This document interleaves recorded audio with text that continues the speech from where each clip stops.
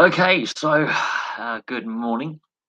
The sports has been rocked by some big news this week. Obviously, yesterday, early hours, it was announced that Shane Warne had passed away suddenly, aged only 52. Um, Now, when I've done uh, cricketing videos on the channel, they don't tend to do that well. But Shane Warne is one of those characters in a sporting sense, who is one of the greatest of all time in his field. Definitely a divisive character. If you look at Shane Warne, he had his drugs ban, he had some colourful off-field antics. Um, on the field, brilliant, no doubt on Shane Warne on the field.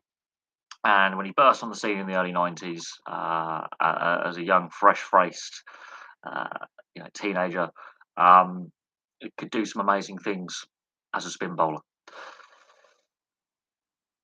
Obviously, first-class cricket played for the state of Victoria in Australia and Hampshire over here in the UK. And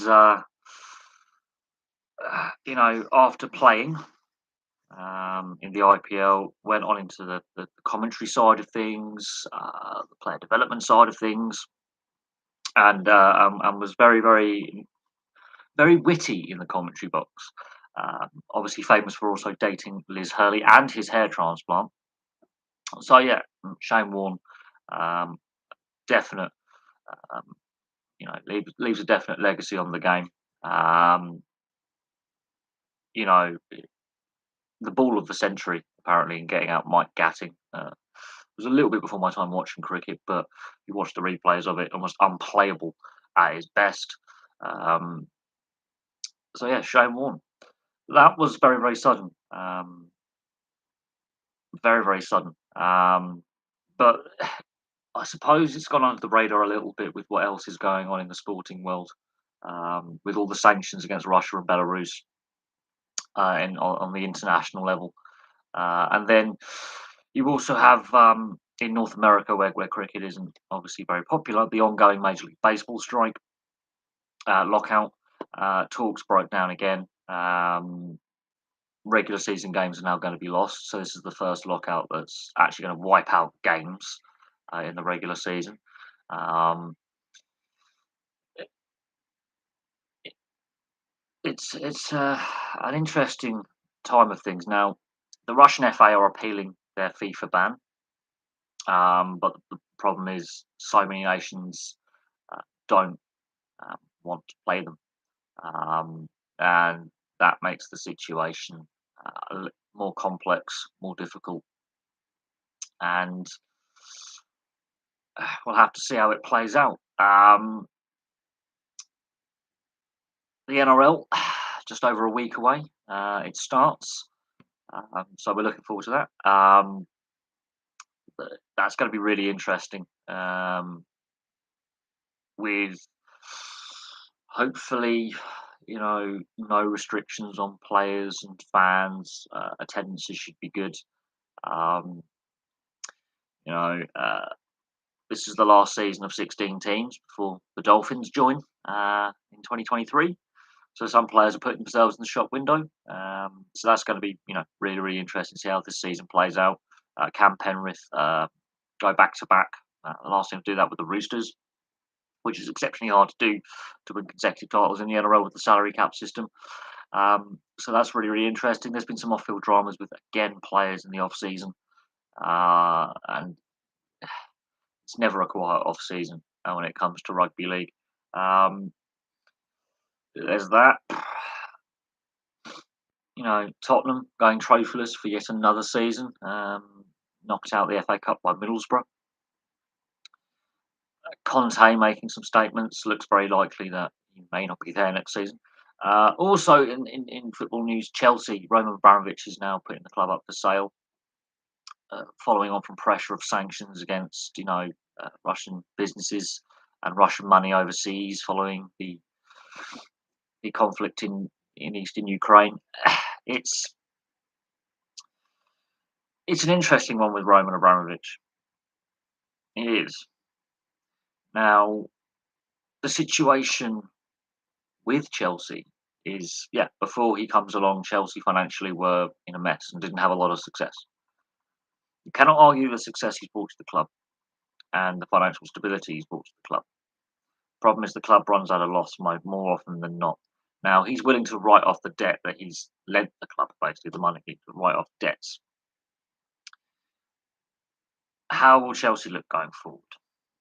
Will the financial stability remain? Um, there's a lot of off-field dramas going on. There's got to be distracting the playing group. He's a very hands-on owner. Um, you know that's going to be a real interesting situation with what happens with Chelsea and where the club go, how the club go forward with sanctions against Russian individuals and businesses and Russian money and business interests. Really going to be interesting. But Chelsea are not the only club in England to have Russian money tied up in them. I've discussed this before. You have Everton, Bournemouth, and Arsenal have Russian investment as minority or majority stakeholders. So it is going to be very, very interesting to see what happens in regards to the other three football clubs that have Russian money, whether their owners are also forced to relinquish control in some way, shape, or form, sell up. What happens because there's a lot of Russian money tied up in English football, and with what we've seen with the pandemic and clubs losing money hand over fist, any instability could prove disastrous for a football club. Absolutely disastrous. So, and Bournemouth are going very well in Championship. They're second. They're in an automatic promotion spot. Obviously, Chelsea solid in the Premier League. They've won the World Club Challenge. They've they've got the Champions League trophy last summer. You know, they're in a strong position. Okay, they didn't win the League Cup final, but they're in a strong position. They're making cup finals. They're competing for trophies consistently, even with all the managerial changes. But the concern is what happens to Chelsea going forward. Now, I'm not a Chelsea fan, although I do know a lot of Chelsea fans. What will the club look like in 6 months' time? Who will be owning the club in 6 months' time? Who's going to be the investors? Who's going to be the money men? What state is the club going to be behind the scenes? Because the structures that have been put in place at Chelsea have helped it be successful and helped it attract top talent and help it develop top talent and win trophies domestically and in Europe for the best part of 2 decades. How will the sanctions and what happens with Abramovich dictate? But you know, this is also a concern when it comes to overseas owners um, owning sports teams in this country. This debate's been had for quite some time. There has been justified concerns about where the money comes from and who the power brokers are and the money brokers are. These concerns have been justified for a very, very long time, and they're justifiable. And so it's going to be interesting to see what happens going forward. Um, it's a very complex situation. I'm not an expert on all the football economics of how everything works because that's just stupid amounts of money. Um, but it will be interesting to see what happens with Chelsea. It'll be interesting to see what happens with who owns the club, the direction of the club. Financial stability off the field. You know, uh, a whole host of issues off field. They're not the only club going through a transition. Leeds have obviously sacked Bielsa. He's been sacked after a real poor run of form this season and replaced. Uh, Obviously, we saw the Newcastle United takeover, the Man Staveley, back Saudi-backed consortium, and there was a big, you know, big issues with that. And what I find interesting is Premier League clubs tried to block that, but they're more than happy for Chelsea to be bought by Abramovich all those years ago. So the hypocrisy runs deep there. But yeah, no, it's a very interesting situation in regards to uh, the sporting kind of um, situation here.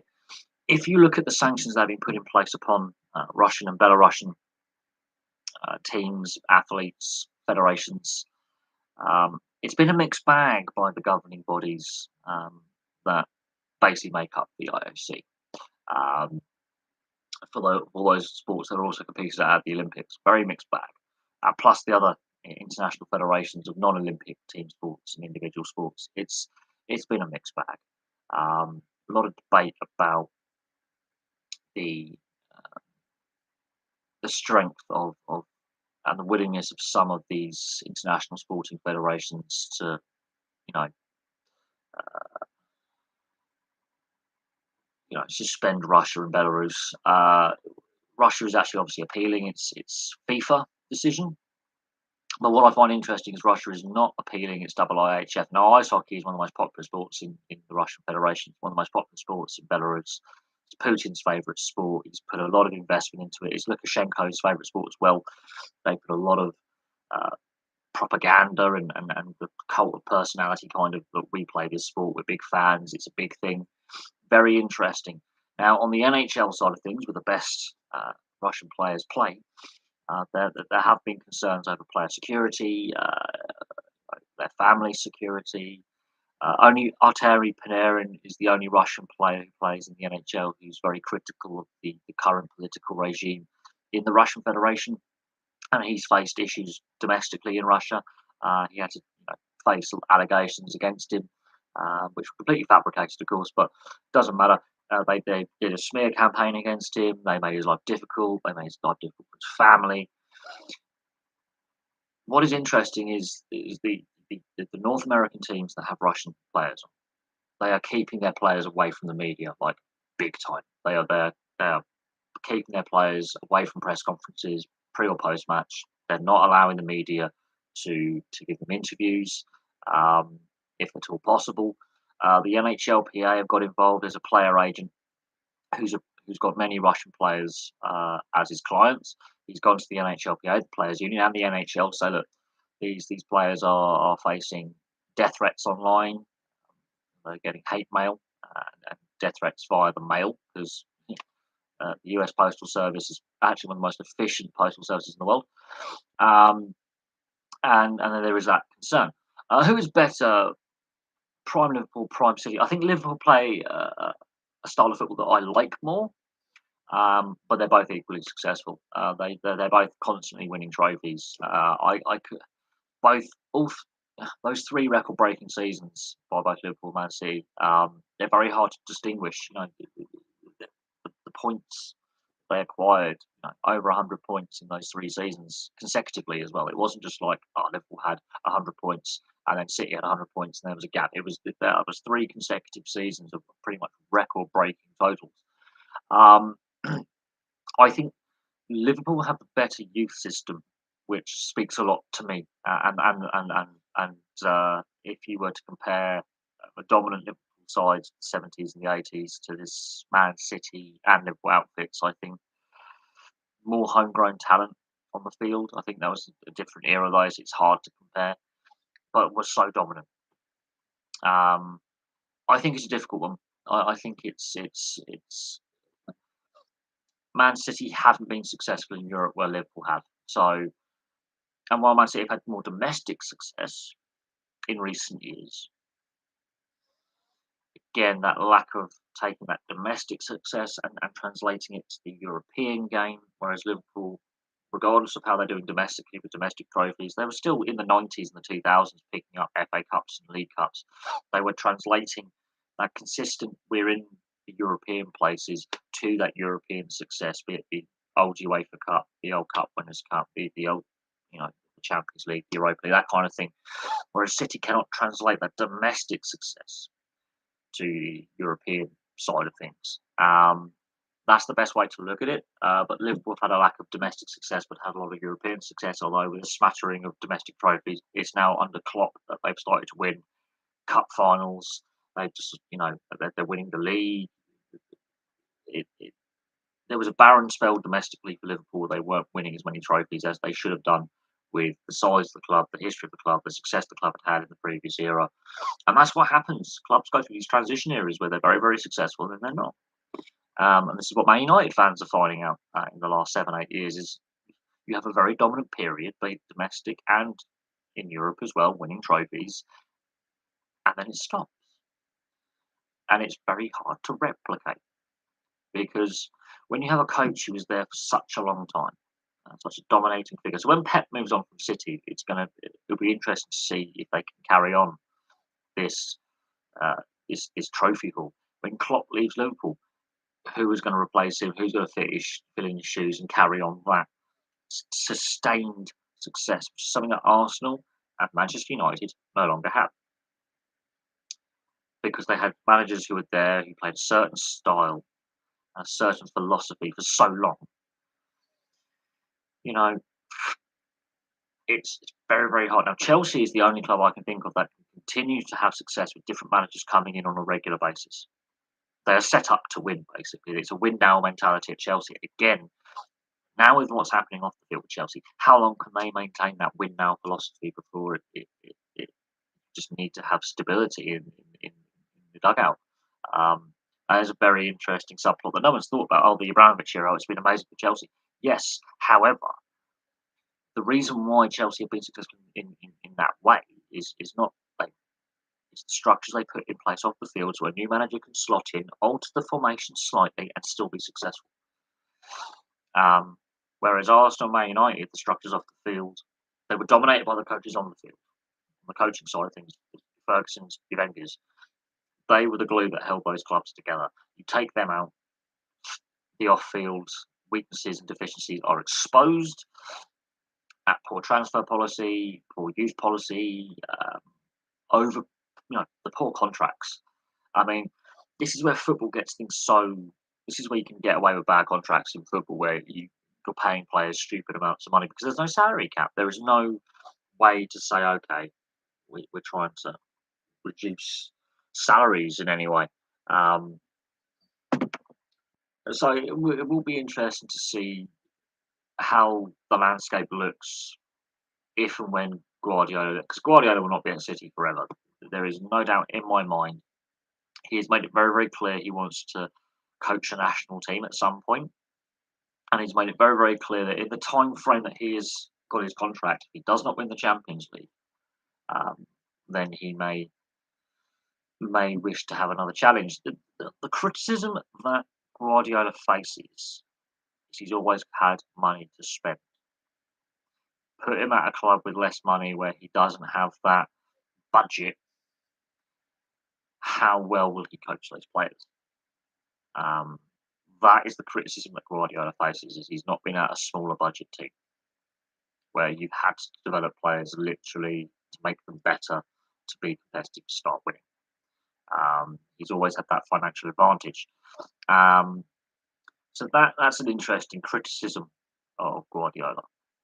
City fans won't have it, but Bayern Munich, Barcelona, prime Barcelona, um, there was most of when Barcelona were throwing money around like it was going out of fashion, which has led to the problems that Barcelona have today financially. Um, the that's the main criticism of Guardiola is he's a money manager, good manager, has good success, but he is a money manager. Take the money away from him, how good a coach actually is in developing new players coming in and actually working with lesser players to make them better. That is the criticism that Guardiola has faced for a very, very long time. Whereas Klopp started out at Mainz on a shoestring budget. Dortmund, when Dortmund actually were recovering from financial issues, and while Dortmund is the best supported club in Germany, people go it's Munich, it's not there, but Dortmund is the biggest club in Germany for fan base, for members, it's got the biggest stadium, fills it out every week. Dortmund have had money issues in recent decades. There have been some financial concerns off the field with Borussia Dortmund. So we had less money to spend, and so was more reliant on the youth talent coming through to be developed.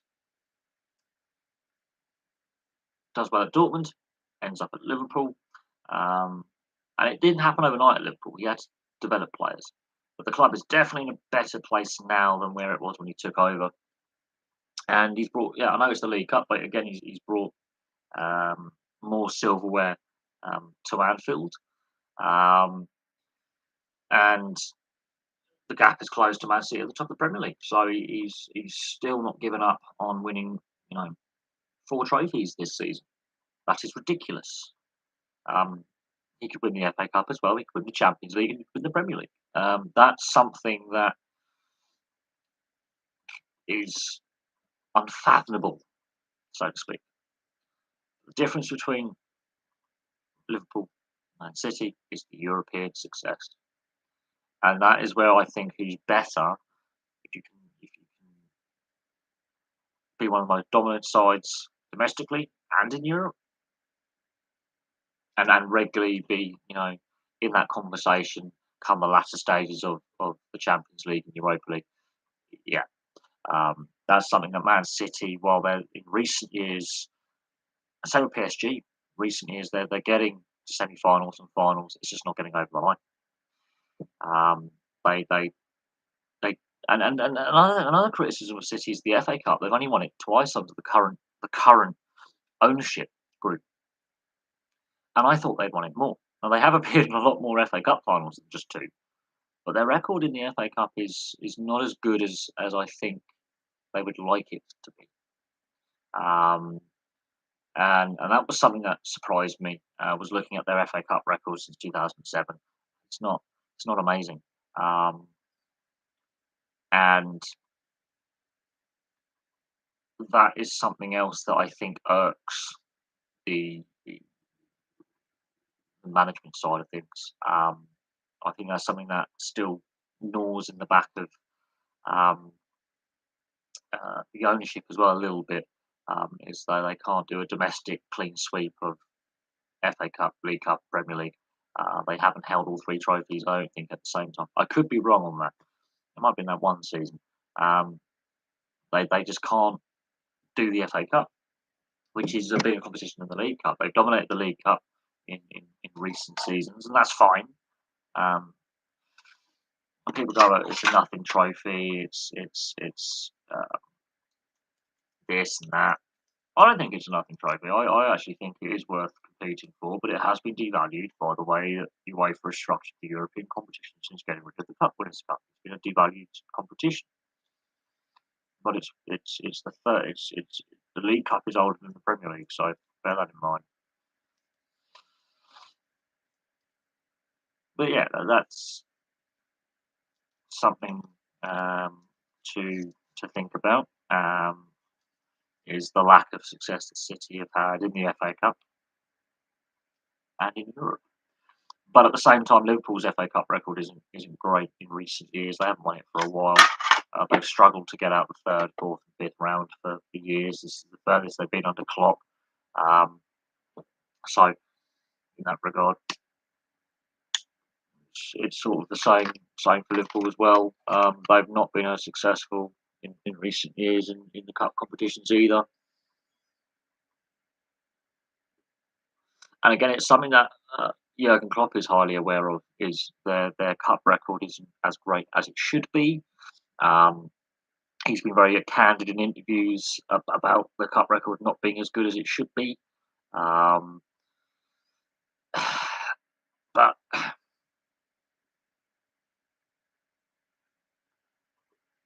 it is what it is. I was reading an article about uh, you know the records of clubs and the spender clubs as well. The net spender clubs. That's why I was so surprised that the transfer market in January spent as much money as it did, considering the economics of the situation.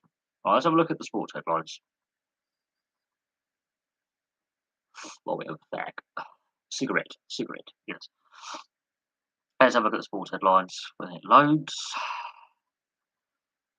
Um, Women's Cricket World Cup.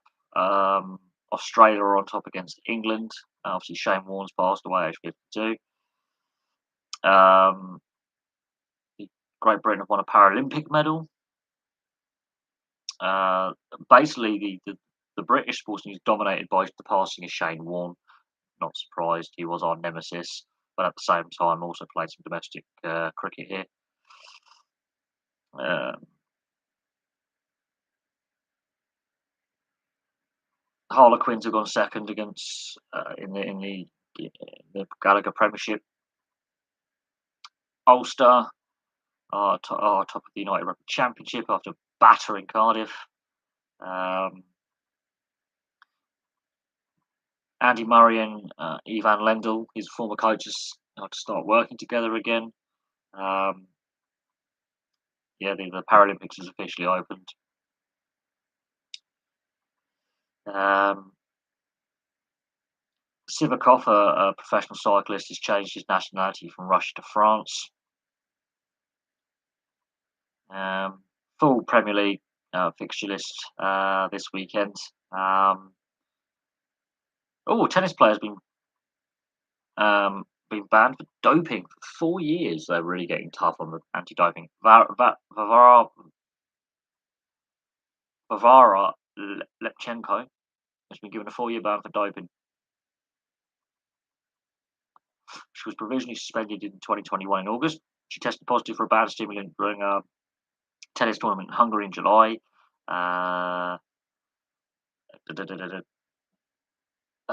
Ban's been backdated.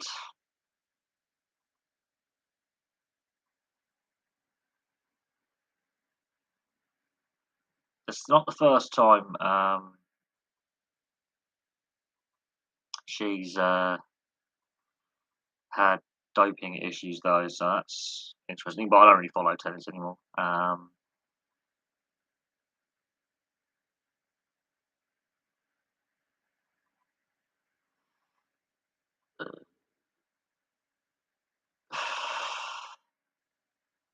But yeah, there's not really the sports news has been dominated by the passing of Shane Warne, the former Australian cricketer. Um, that was very very unexpected news, and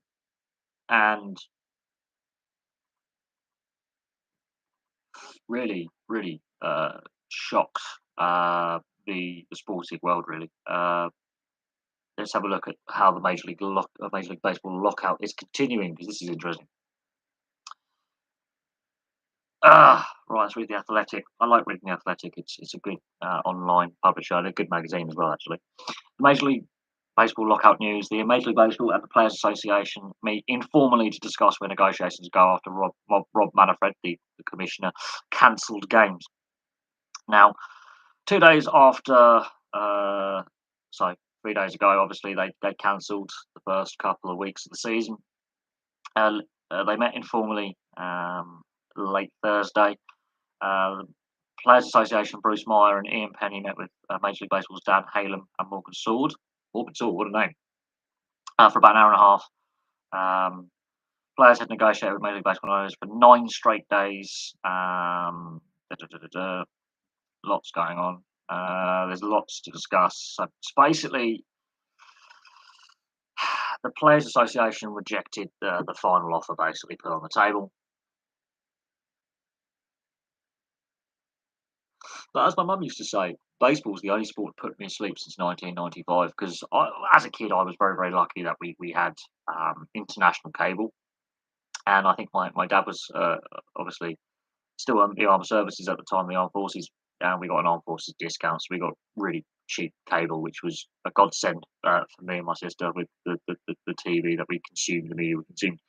Of course, being a massive sports fan, even as a little kid, I had access to the American channels, the European channels, the British channels, so I could watch a lot of sport globally. Um, and Major League Baseball, I do remember 1995, 94, 95, and when play resumed, it was the only sport my mum said could put me to sleep. I've never been a massive fan of baseball. This is a sport that's had a lot of issues rumbling on for years. And if you're new to the channel, I refer back to my Major League Baseball series where I look at the history of player unrest and lockouts. I've 2 videos on it. And what is generally worrying is the amount. This is the ninth labour stoppage since 1972. There was a period between the early 70s and the mid 90s where it was every 2 to 3 years there was some kind of, on average, some kind of stoppage.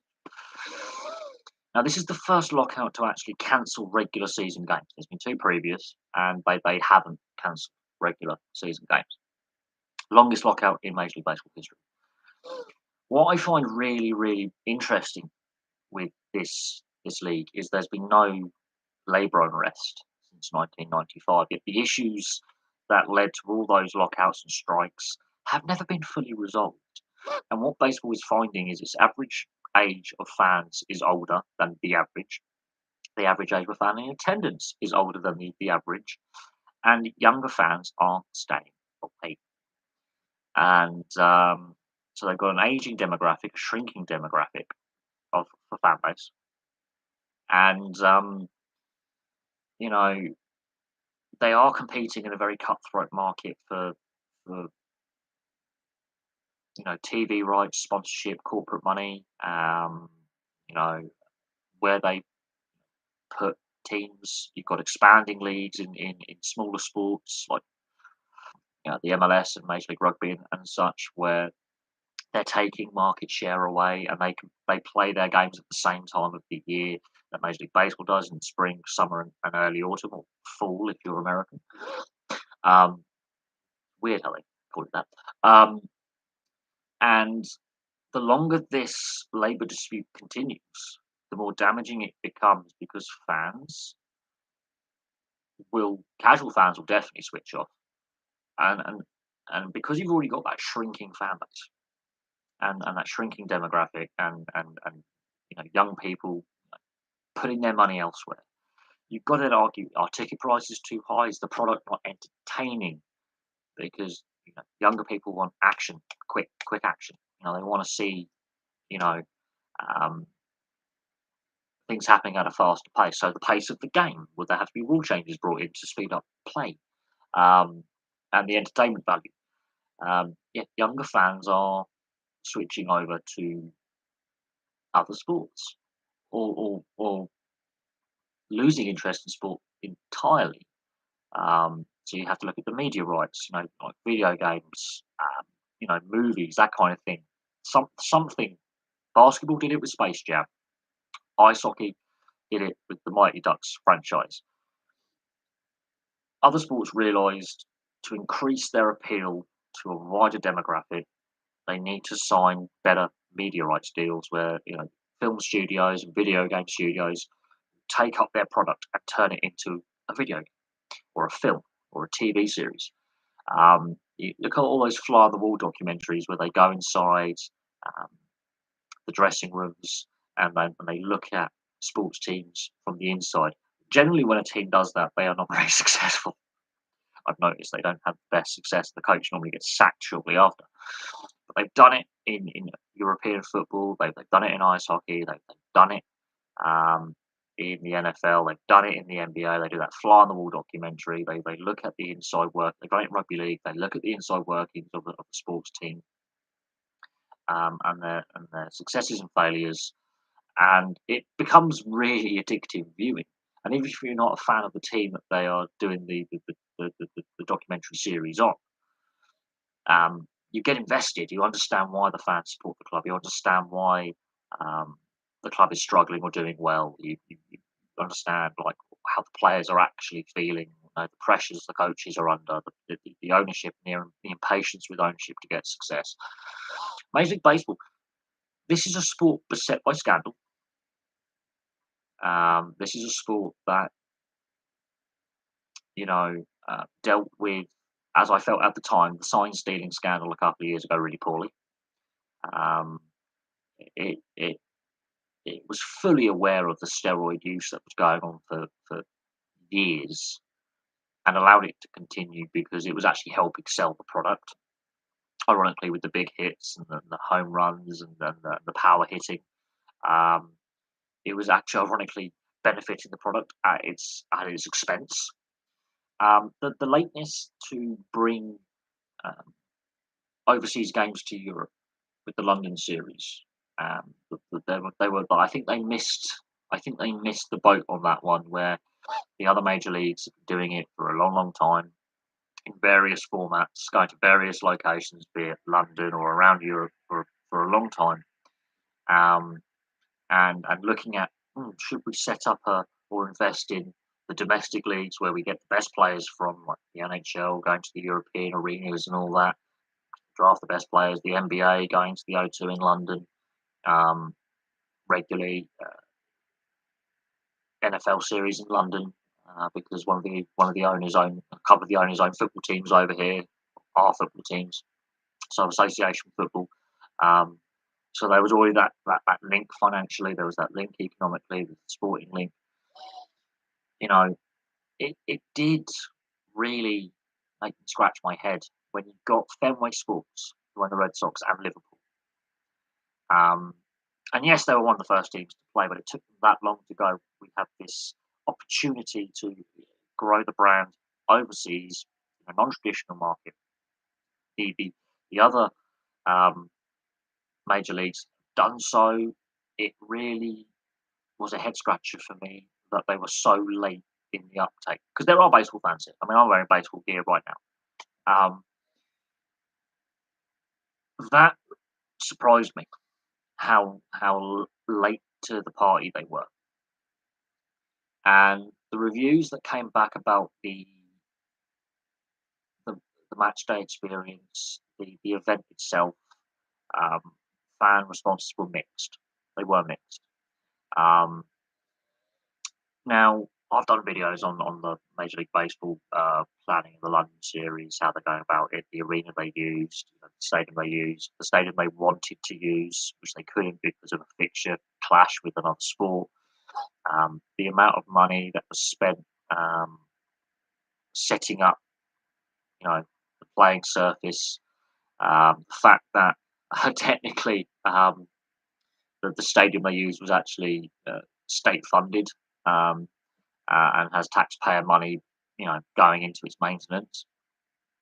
Admittedly for London residents, but so there was that backdrop. There was a political hot potato with the stadium and the tenancy agreement that West Ham United had signed with the London Stadium Corporation post the 2012 Olympics. Did they choose the right location? Did they go at the right time? If they'd gone a year earlier, they wouldn't have had the fixture clash that they had with the Cricket World Cup, and they would have been able to use Lords or the Oval, most likely the Oval, um, in South London. Um, one of the it's one of the most modern cricket stadiums in this country. It's gone through a massive redevelopment. It's got good transport links.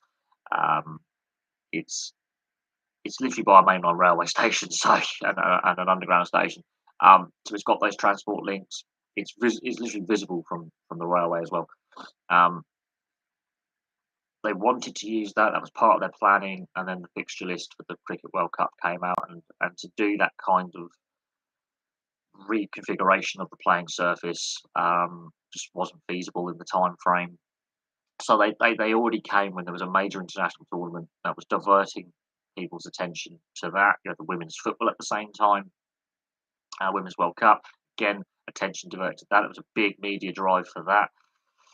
The advertising side of things, using a very controversial comedian in Jimmy Carr, who's very very controversial right now. It's controversial then. Um, I think backfired. There was a lot of people going, well, because he's advertising it, I don't want to go at all and see what this is all about. It put off a lot of British fans. A fair proportion of the fans in the stadium were American expats anyway, or American tourists. There was a fair percentage. I don't think it was a majority. I think it was a minority, but a fair chunk of the tickets went to non-locals, which I don't think helps. Um, so on this backdrop, we're going into the pandemic. Basically, the pandemic hits. The return to play talks get very, very fraught. I was surprised that nothing happened then. Last season, they had opportunity after opportunity to renegotiate or extend the CBA or air their issues out. Both sides allowed the agreement to lapse. So as soon as it was about to lapse, like the owners went, right, okay. And I'm seeing a lot of parallels with what happened with the NHL in 2004, 2005, and but it's it seems they've learned nothing. They've learned nothing. Other sports, when they're having TV rights negotiations, collective bargaining agreements, or issues with the union, the league, depending on how the league structure works, seem to find a way to avoid stoppages. Um, so we'll see if this is the line in the sand when it comes to labour unrest in Major League Baseball. The unfortunate thing is, I don't think either side are negotiating in good faith at all, and that's going to hamper negotiations. Absolutely hamper negotiations. Um, but we'll have to see what happens. We'll have to see how it plays out. The concern I have is the longer this goes on, the more damaging it becomes for the brand as a whole, um, and how people perceive the league. Um, you know, it's a difficult one. Difficult one. Um, and I think the issue that Major League Baseball is facing, much like European football, is how do you get a salary cap in there? If you are concerned about expenditure and teams losing money, um, and the economic impacts of the COVID pandemic, which have accelerated some of the financial issues within professional sport, how do you bring in spending controls, and spending caps or salary caps, because the wages for the players are so high, and will the players' associations, the players' unions vote for that? Because this is an idea that has been put forward in European football as well as a salary cap, UEFA wide, um, needs to be implemented. Uh, Various leagues around Europe have proposed the idea, saying that we need this to survive. If we are to control costs, control expenditure, and meet financial fair play rules, we kind of need this. The issue is that over the last 2 years, the various players' unions have basically told their members to reject wage cuts or wage deferrals or escrow, however their salaries are worked out. And the players' unions have been telling their members to not negotiate and not accept wage deferrals or pay cuts. It was up to the individual playing groups of squads to discuss with their clubs, their employers, wage deferrals. And a handful of clubs in English football did that. There were a handful of clubs in European football across the leagues that did that. And then last year, the European Super League comes along, and that idea, and in part because of the COVID pandemic accelerating, the money bubble basically bursting, because money had been thrown around um, for a very, very long time. Indiscriminately, it was almost seeming. The football spending was out of control and still is out of control, because some of the salaries that players are asking for are ridiculous. Like Mbappe wants €850,000 a week in salary for him to stay at PSG. That is ridiculous. I'm sorry, that is just ridiculous. It, just mind-boggling what um, some of these players are asking for. This is at a time when other French clubs in the French top flight are saying we need to control expenditure. We can't afford to spend huge amounts of money. The TV deal has gone bust. The you know the attendances aren't always great at clubs in comparison to some of the other European leagues. The quality isn't as great. Um, you know, lack of success in European, club finals, that kind of thing. And French football's been in that state for many, many years. And then PSG are in negotiations with Mbappe, and it's rumoured to be around 800 to 850 to 875, somewhere in that range, thousand a week.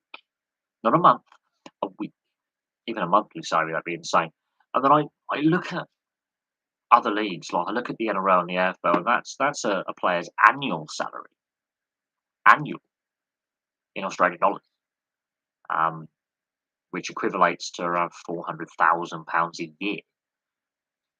This is how overpaid European football players are. This is how overpaid the top NFL talent and the top NBA talent. They get paid a lot of money, a lot of money. And how sustainable is that, um, like long term? Because the economics of sport are ridiculous. There's a reason why so many uh, sports are in financial difficulty at the professional level, where professional leagues are going, money's tight, we've got to bring in a salary cap, and teams are struggling financially, and I look at Welsh Rugby Union, and I have an ongoing battle with Welsh rugby fans. I do. Not every Welsh rugby fan, but there are some who are not who are very critical of my views. And the finances of Welsh rugby are a mess, absolute mess.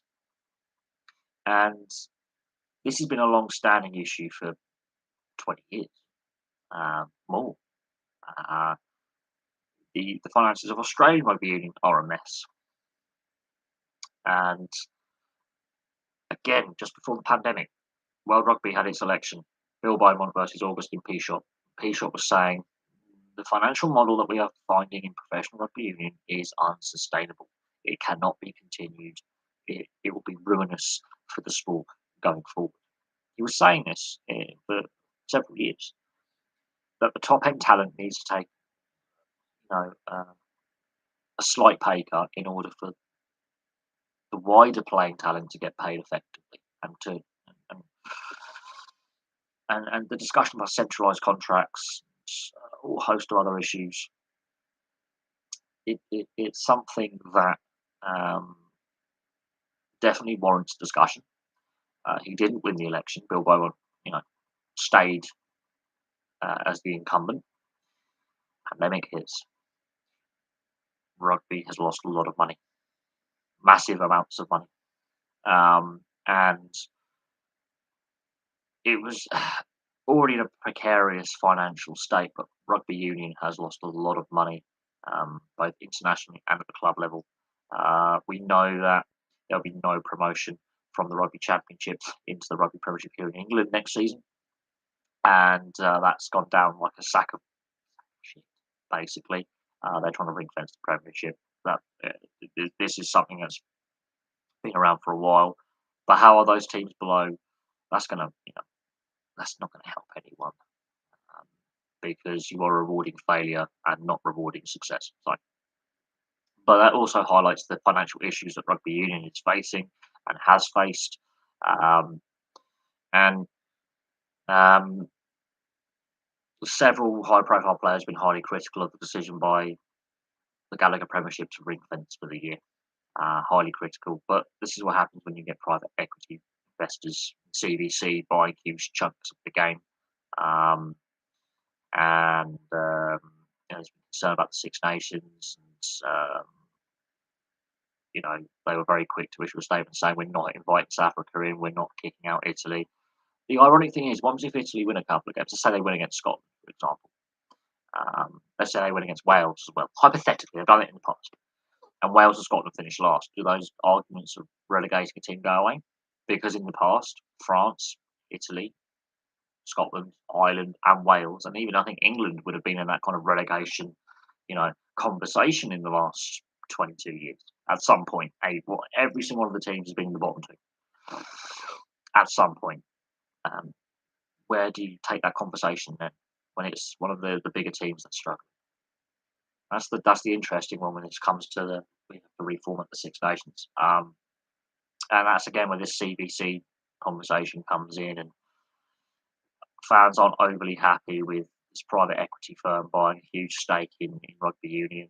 They're not happy at all, and you know, um, it's one of them. The sport needs investment; it needs money. It's where the money comes from, and is it the right money? And that's what I mean. Is it the right money? Is it actually good for the long term health of the sport going forward? The traditions of the sport as well, which need to be kept in mind. Because look what happened with the European Super League and European football. Um,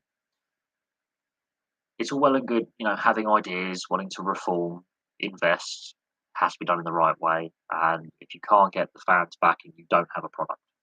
Because if your existing fan base is like, we're going to boycott, we're going to protest, we're not going to buy your product, it's very hard to sell that solid product to a growing fan base. If your existing fans are like, this is toxic, we don't want anything to do with it, um, you can't sell instability. You have to have stability. You have to have the stakeholders on board. If you can't get major stakeholders on board, it ruins the project. And every time there's been like a Super League kind of idea where you set up a rival league, it fails. It fails. Um, so you have to bear that in mind. And a lot of these venture capitalists, as I will call them, these grotty investors are all about profit, their profit margin, what they can take out of the sport. Um, yeah, there's now a point now where there's a growing um, feeling amongst sports fans that enough's enough. Um, we need to have more say on how our sports governed, how they're invested in, um, who invests in them, a whole range of issues like that. And we've seen it with cricket. I think with the T20 IPL format to a certain degree.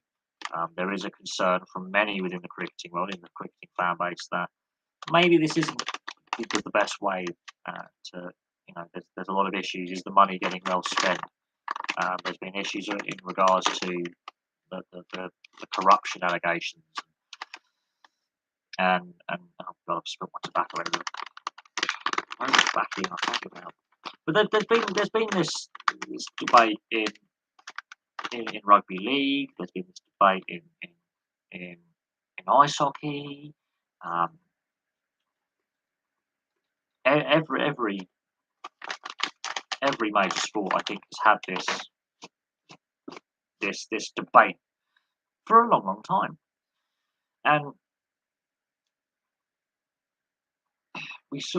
the best example I can give is what happened in Australia with the rugby league in the mid-90s. It led to legal challenges in high courts. It led to teams going out of business.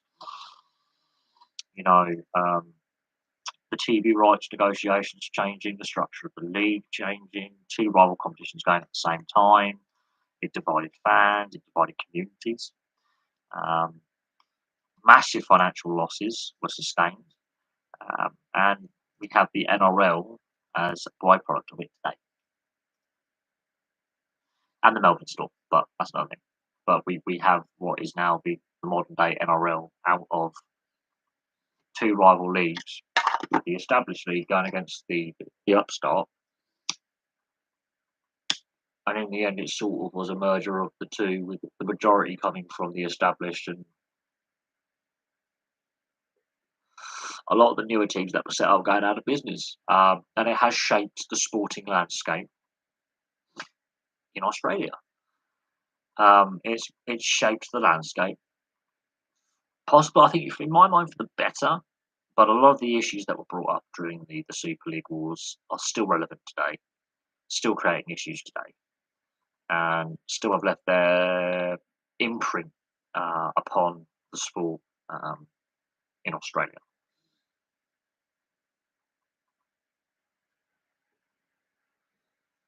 So the implications of such, I think, will be felt and have been felt for a long time, and that is the danger with what the European Super League would have it would have actually put a load of lesser teams out of business, who are also equally successful but have less financial clout. They just can't financially compete.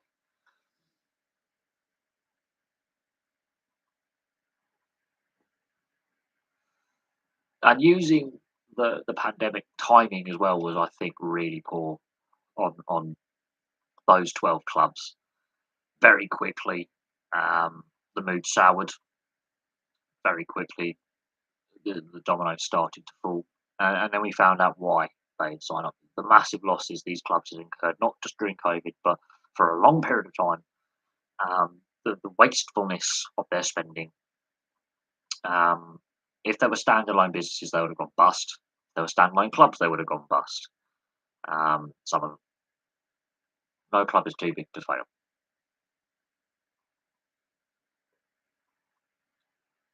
No club is too big to fail. We have found that out. And the fact that Man City and Liverpool signed up for the European Super League did damage their brand, massively damaged their brand. Um, and the social media comments, the memes continue, the backlash continues against several team owners in the media. Several, multiple clubs still are facing a backlash because of um, their signing up to this European Super League. The PR disaster it became very damaging for a lot of for those clubs involved. So yeah, and it continues to be damaging now. Like the fans don't forget this was a turning point, um, and European football does need reform. Uh, that's something that obviously needs to happen. The new Champions League format looks really shit, by the way. Just putting that out there, I'm not a fan of it. But yes, they're changing the UEFA coefficient for teams to qualify for the European competitions. But European football does need reform. Um, that's something I think everyone can agree on. The domestic leagues need reform as well. The governance of the game needs massive reform, not just the structures of how leagues are played and how many teams are in the league and the league seasons and the transfer windows. The actual governance needs massive, massive reform. And that's been on the debating block for a very, very long time in regards to FIFA, UEFA, CONMEBOL, you know, CONCACAF, you name it. The the various governing bodies in football need massive reform, both domestic and international. Um, the international game needs reform with how the international windows work. Tournament structures, qualifying parameters. Should more African teams? They're expanding the World Cup. Should they get more African slots for the World Cups? Um, the debate about should the World Cup go to from a 4 to a 2 year cycle. Whole host of things.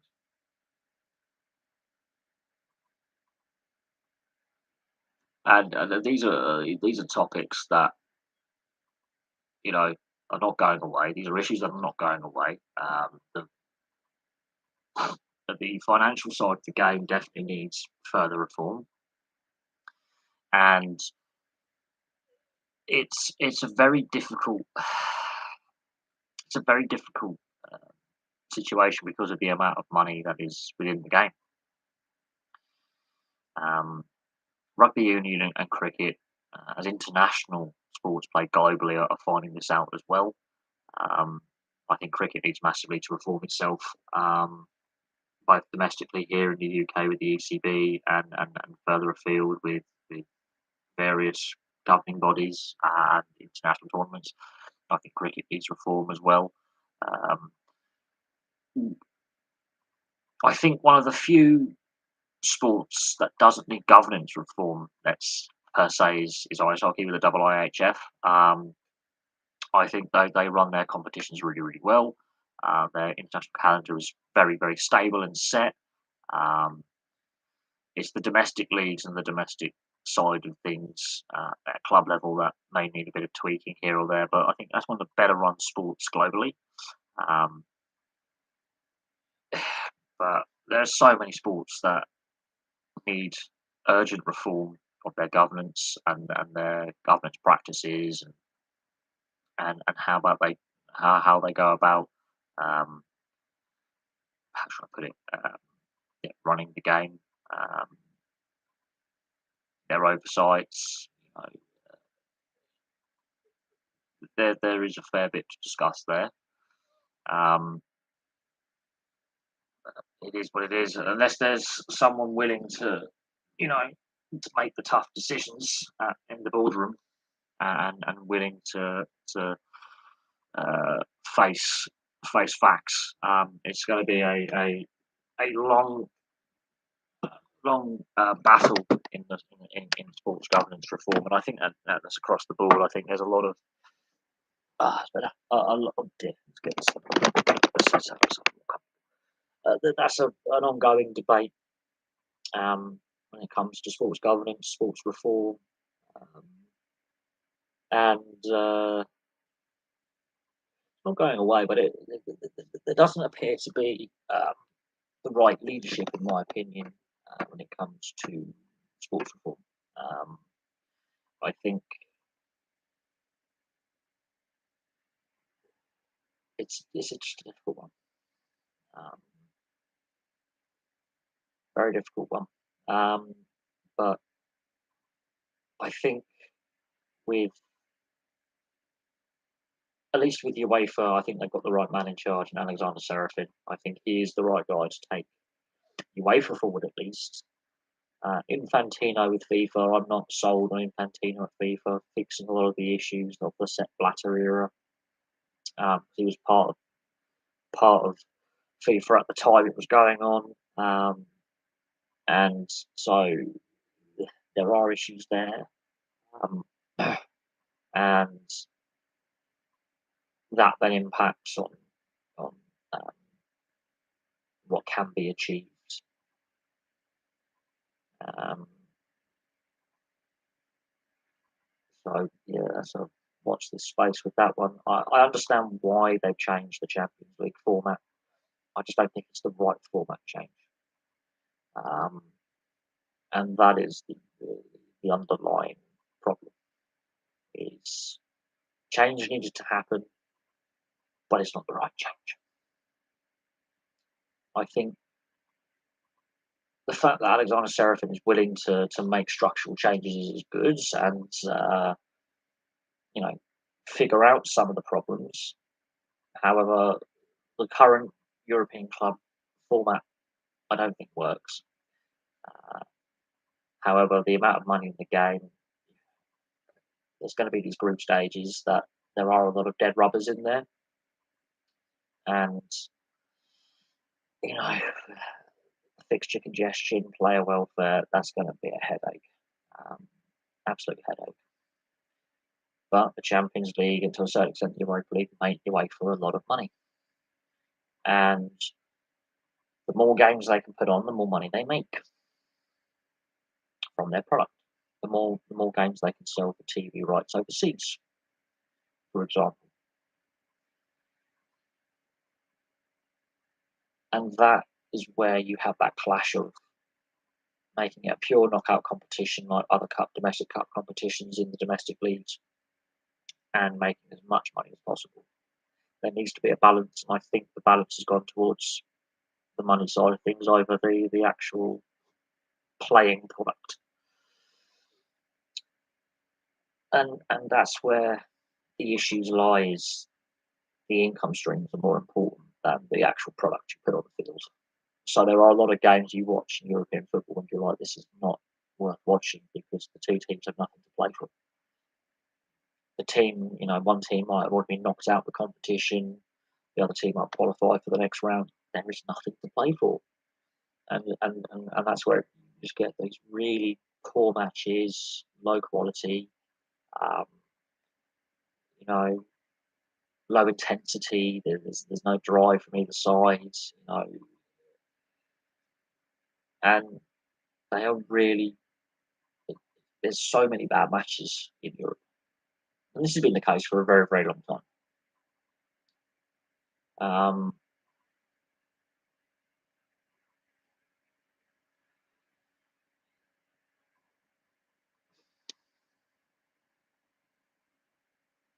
so there we go. That's the issue that, in my opinion, the European club game. I think that there are ways they could have performed it that would have made it more exciting. But in the clubs, some of these big clubs won't make as much money, but some of the smaller clubs might make more money. It's the revenue sharing side of things and how the money's split and who gets what. Has been an issue for 20 odd years, and because UEFA, the big clubs have had a lot of power for a long time. UEFA has made policy just to keep the clubs happy rather than to make sure the game as a whole is well governed. They pandered to a few powerful clubs, and it hasn't benefited the wider game. um, and it's going to lead to problems further down the line when whoever follows Serafin or however long he's in charge of UEFA, when they're going to have to relook at the structures and the finances, because we know the financial fair play rules that have been brought in don't work. We know the fit and proper persons directors test for ownership of clubs doesn't work. When you have someone in charge of an organisation saying that one of their key flagship policies does not work, but hasn't got an idea how to replace or what to replace it with, how to fix it, that tells you, you know. Do I think there will be any visa issues for Russian NHL?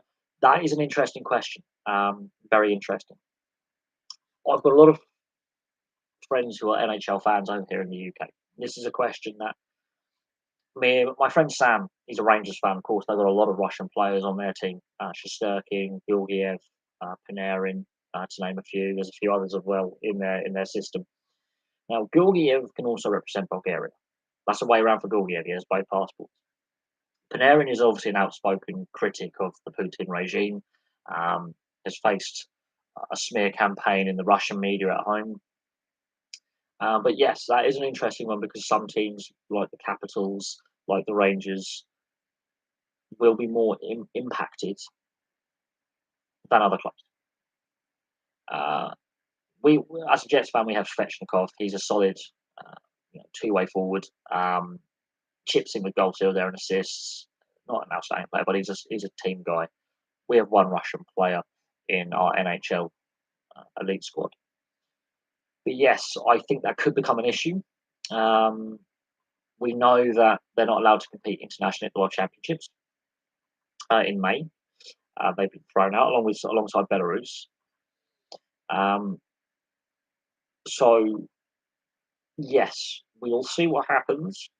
In my opinion, we'll have to see what the Canadian and US governments decide. It'll be very interesting if one government decides one thing and another government decides another, because of the 7 teams in Canada. Although there are less Russian players playing in Canada, most teams playing in the US. But yeah, some teams will be more affected than others. Tampa, Washington, the Rangers, Kaprizov at the Wild is a key player for them.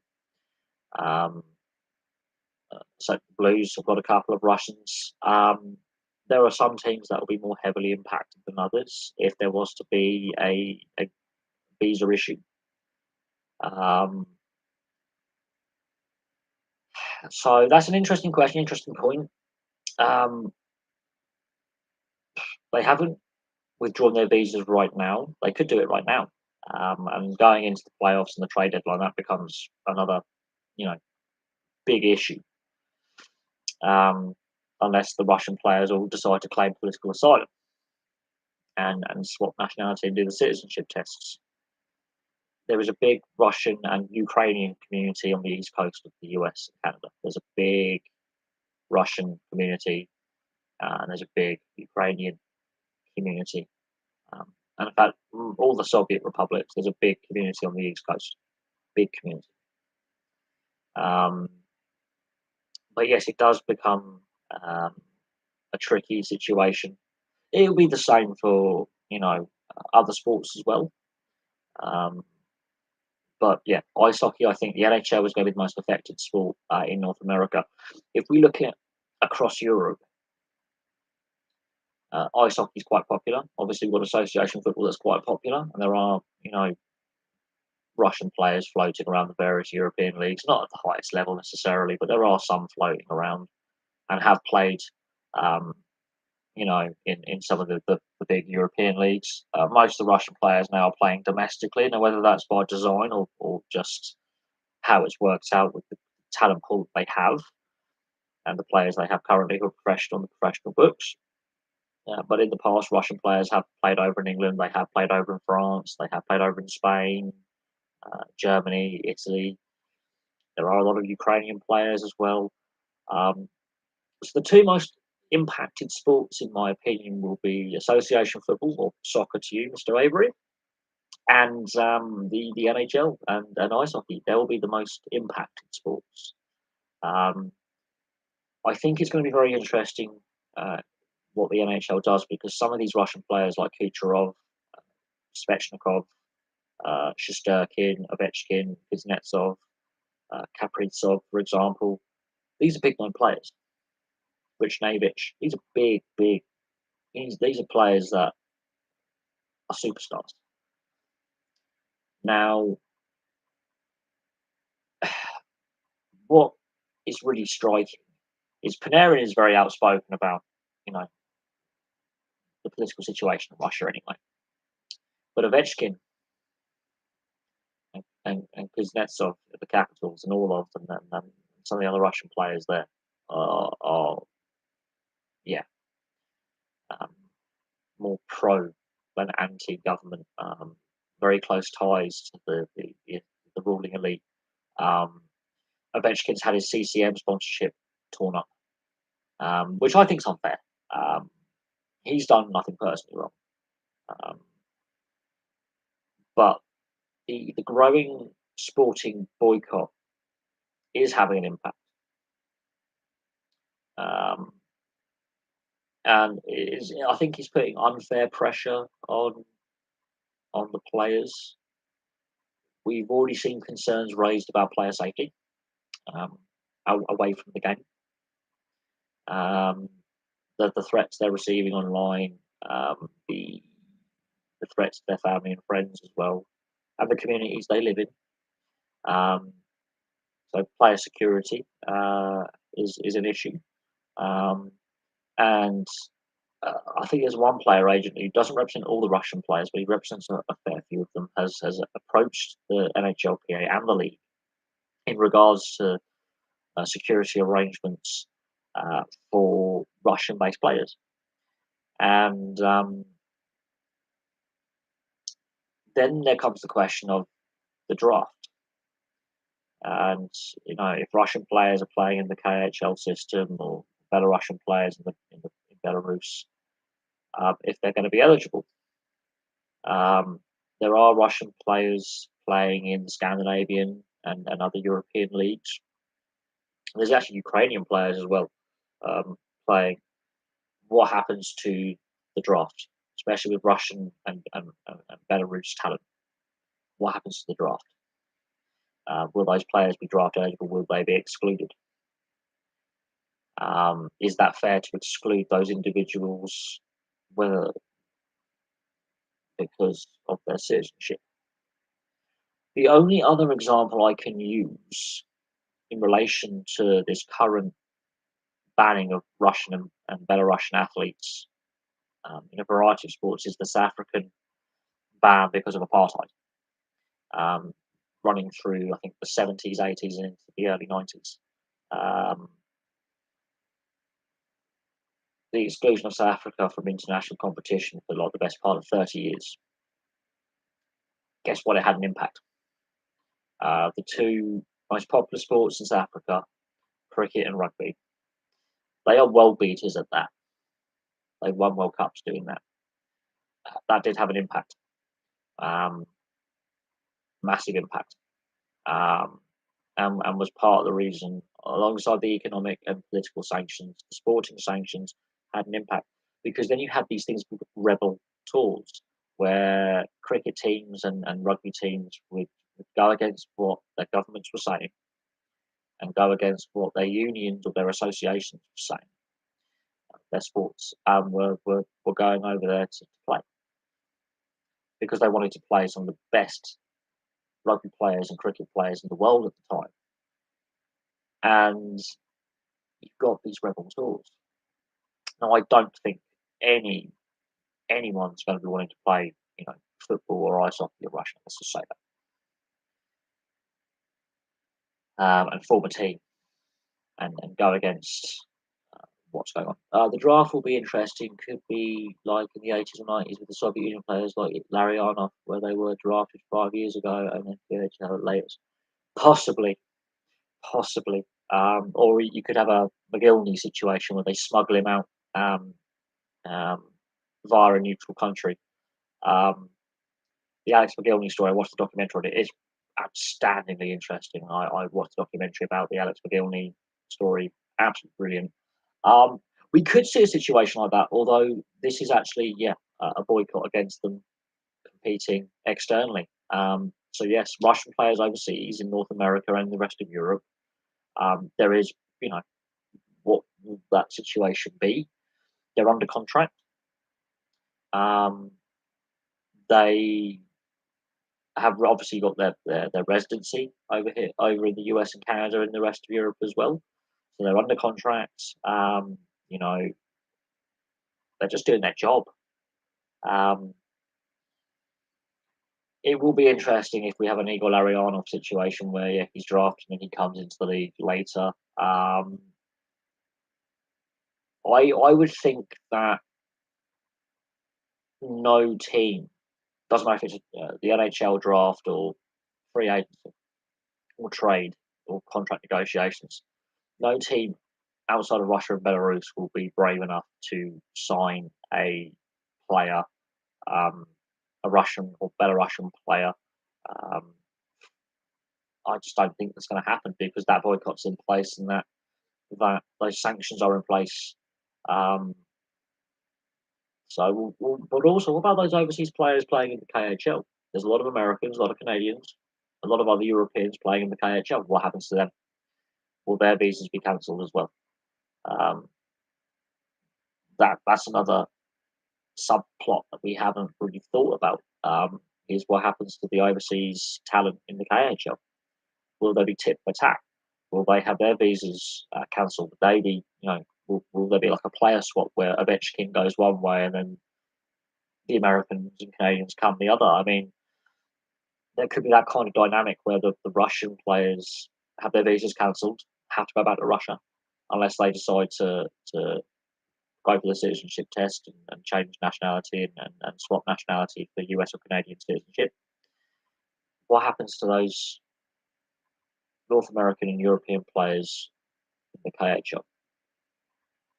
The same thing happened to them because I fear that there'll be a tit for tat.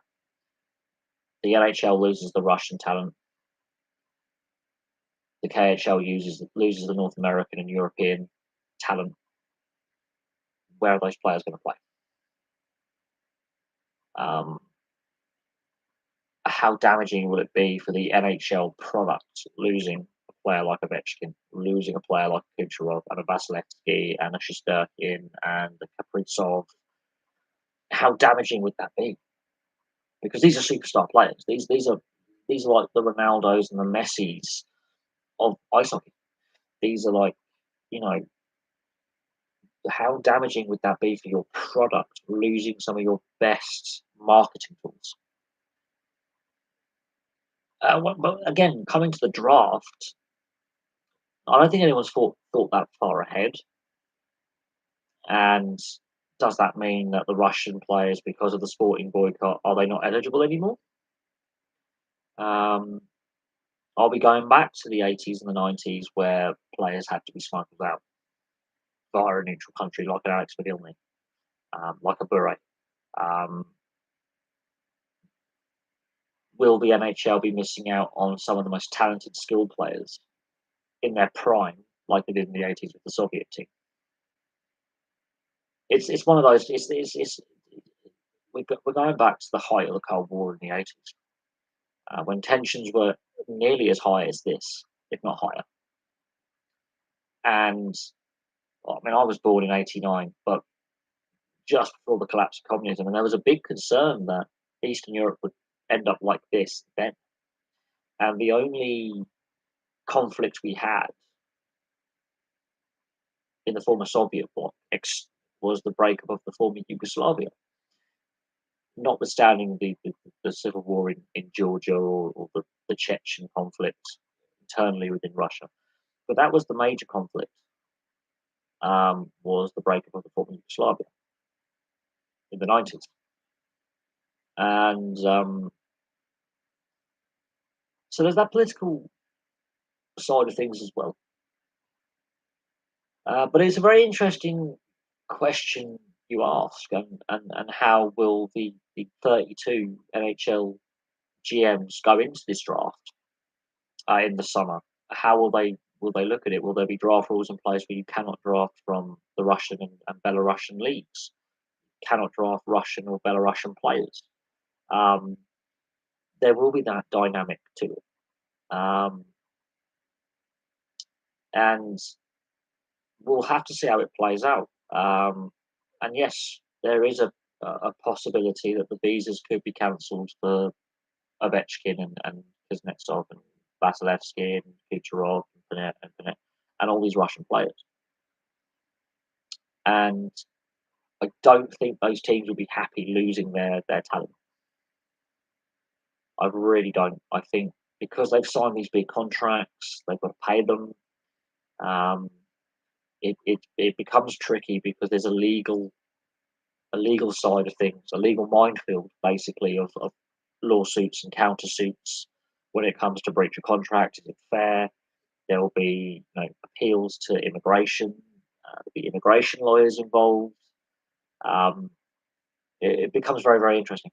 This is more of a political question, but do you think the rest of the world will eventually drop Chinese stuff as they're doing with Russia? The issue is we have so much stuff, so many components made in China, um, so many products are made in China because it's cheap labor. It reduces your overheads. Uh, it, it, there's a lot of European sports teams that have Chinese sponsors,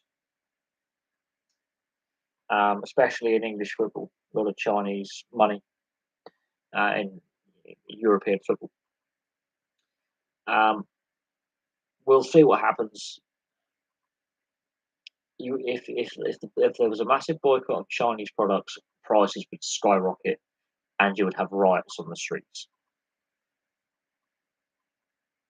I know it's a political question, but it is linked to the sport. It's the same with the sporting dynamic of things. There's Chinese money in European football, and there's been question marks over that money, and same with the Russian money. There's been a lot of question marks, and the footballing authorities have allowed clubs to be purchased with Chinese and Russian money. Um, so that in itself is we'll see. China hasn't been an aggressor at this point. Let's say Taiwan. Um, the It's a difficult one. It is a difficult one. We'll see what happens. China's second biggest trade partner is actually, ironically, Ukraine. Um, so the damage being done to the Ukrainian economy will affect China, will affect their exports and their imports. They import a lot of stuff from Ukraine, a lot of stuff, uranium for one. There's a lot of natural minerals in Ukraine that are mined. A lot of foods produced in Ukraine, which if you dry store it, such as wheat and grain and even rice that you can actually make into rice is actually grown in Ukraine as well, ironically. A lot of agricultural products, a lot of agricultural machinery, um, engineering machinery. There's a lot of aircraft parts that are made there. A lot of mined materials um, that are imported into China from Ukraine. Um, so yeah, that's a lot of raw materials that are key to the Chinese economy come from Ukraine. Um, so already that's having an impact on prices. Um, when you look at your mobile phone, for example, your cell phone, if you would call it, a lot of the components there are Chinese.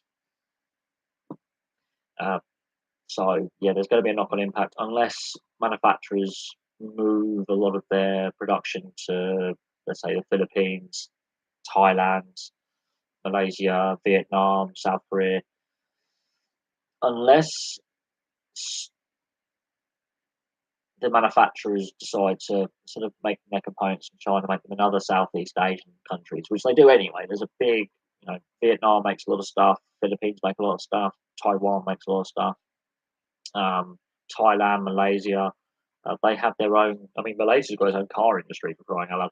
There is a call to relocate to those countries.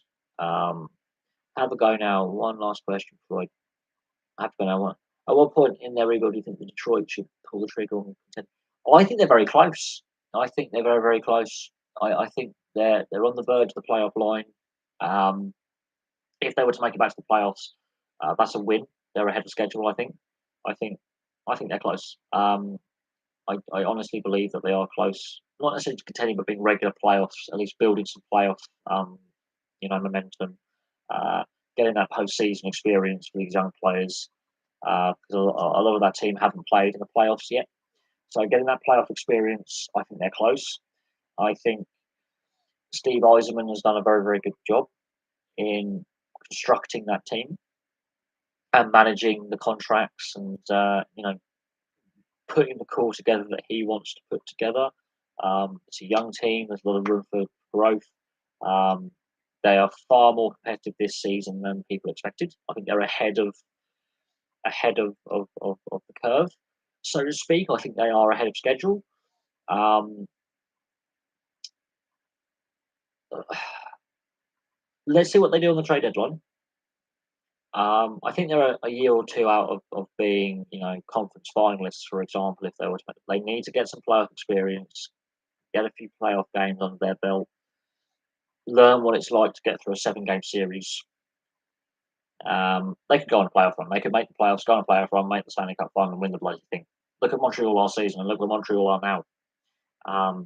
So you have to be careful. I think the salary cap does create a very level playing field, ironically. Um, and you can have these runs where a team goes on a run and they're still technically in a rebuild and they're going on a run. I would say the Rangers and Detroit are ahead of schedule when it comes to, reformatting their squads and where they're at and their squad depth. I think the Rangers and Detroit are ahead. I think Ottawa, the Senators are still middling. Arizona have decided to go into rebuild mode. Did they ever get out of it? The Sabres.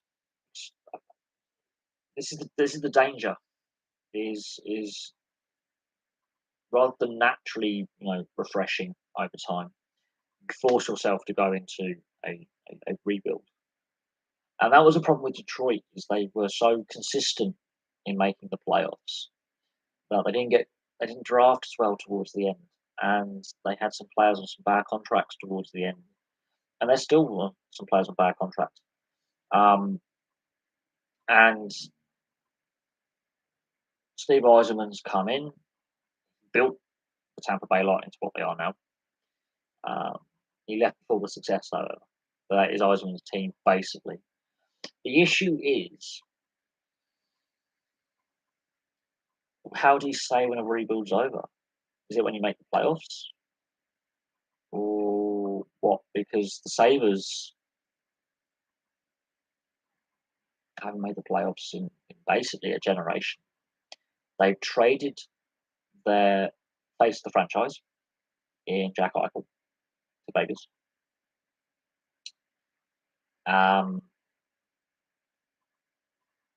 What how does that, this is where I look at, year on year the Red Wings are improving. I think they're ahead of schedule. I think they're a young, inexperienced team when it comes to playoffs, and that's where, if they're going to contend, if they're going to make the playoffs, then get some playoff experience, get some playoff numbers, see how they perform in a playoff series. Um, and if they can then consistently make the playoffs again, they're building something. Um, I I think they can contend at some point. Crikey, they could go on a run. They could go on a run in the playoffs and do a Nashville and make the Stanley Cup final as a wild card. So, what do I know? You know what I mean? Like, when you make the postseason, the situation changes. Um, I think the West is harder to predict who's going to make the playoffs than the East. I think the West is more competitive than the East, at least this season. Um,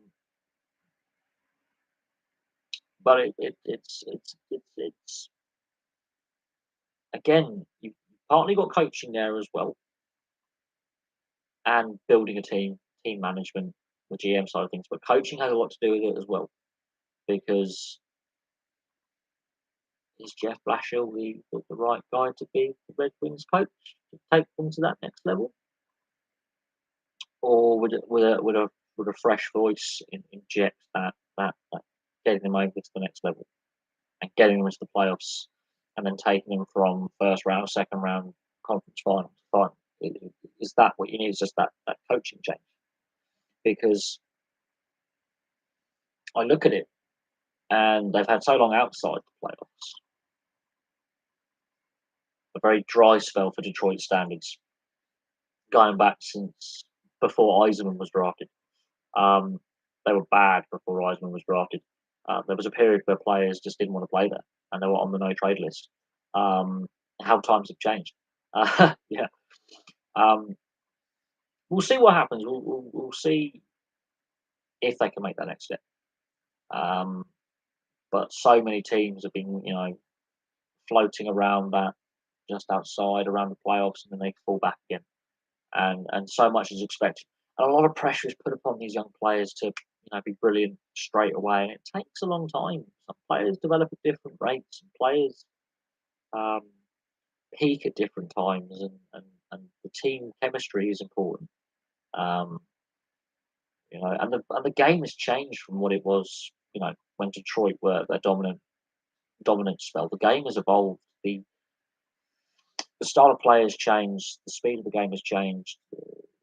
The physicality has changed. The way teams are structured has changed. You've got to roll four lines. You can't have like the goon squad on the fourth line anymore. They've got to be able to play. Um, the yeah, the style of play, the physicality of the play, the speed of the play, everything has changed. So what would have been a few years rebuild couple of decades ago is now a long term rebuild now, and what was a long term rebuild then is quite quick. It's all about getting the right balance within the team, the right chemistry within the team, and ultimately the right coaching. Um, for me, I think, is Jeff Blashill the right guy? Is that where the change needs to happen? Is okay. Um, let's go for it. Let's change, make a change behind the bench. If that is the case, if that is what it's going to take to make them a contender. But I think they've got the right pieces. I think they're trending in the right direction. I think patience is very, very key. Um, the efforts there cannot be doubting the effort from the playing group. The efforts there, night in, night out, week in, week out. So that speaks volumes about where the direction the team is taking, and how they're playing. Speaks volumes. Um, some teams have taken a step back this season. Um, other teams have taken that next step. Other teams have had coaching changes mid-season, and that's had an impact on the team's records. But I look at Montreal and their fall from grace.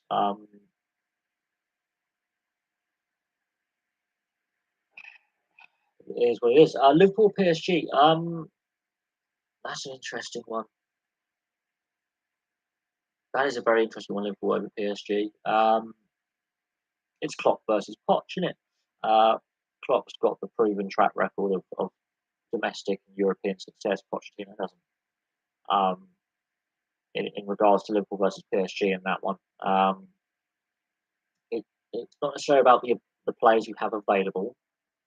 It's how you use your squad, your tactics, your style of play. Does it suit the players you have? PSG for me is a team of individuals where talented individuals, no doubt, but it's a team of individuals versus a team that has talented individuals in it that work well as a team. So it's all well and good having a team full of superstars. If you can't get them to play as a cohesive unit in the big games in Europe, you ain't going to win. Simple. There's too many egos at PSG and not enough teamwork. the fact they play in a league that is of a lower standard, in my opinion, I think a lot of people would say that the French league is not as competitive as it used to be.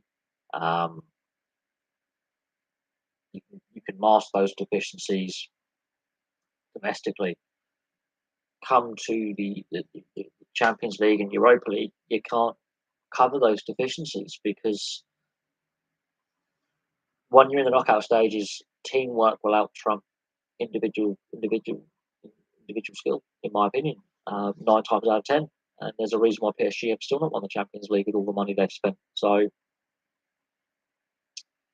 that answers that question, in my opinion. That's my opinion on it. I think Liverpool have a better they're more of a team. Um, they work for each other. There are no passengers in that Liverpool squad. Um, whereas PSG, too many egos, not enough teamwork, um, and that can prove to be um, majorly disruptive, majorly disruptive um, going forward. Um, so that's an interesting question.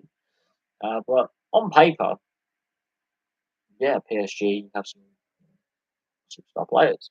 In practice, it doesn't work out that way,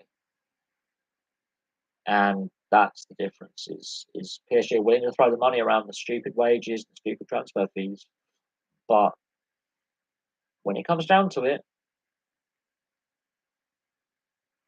are those players really worth the amount of money they're being paid and the transfer fees they command? That's the answer. I don't think so. And with the discussions around Mbappe's salary um, and what he wants in order to stay at PSG, no, just no. That's ridiculous, um, ridiculous amount of money he's asking for per week. That's, in my opinion, absolutely ridiculous. I'm just checking my Instagram.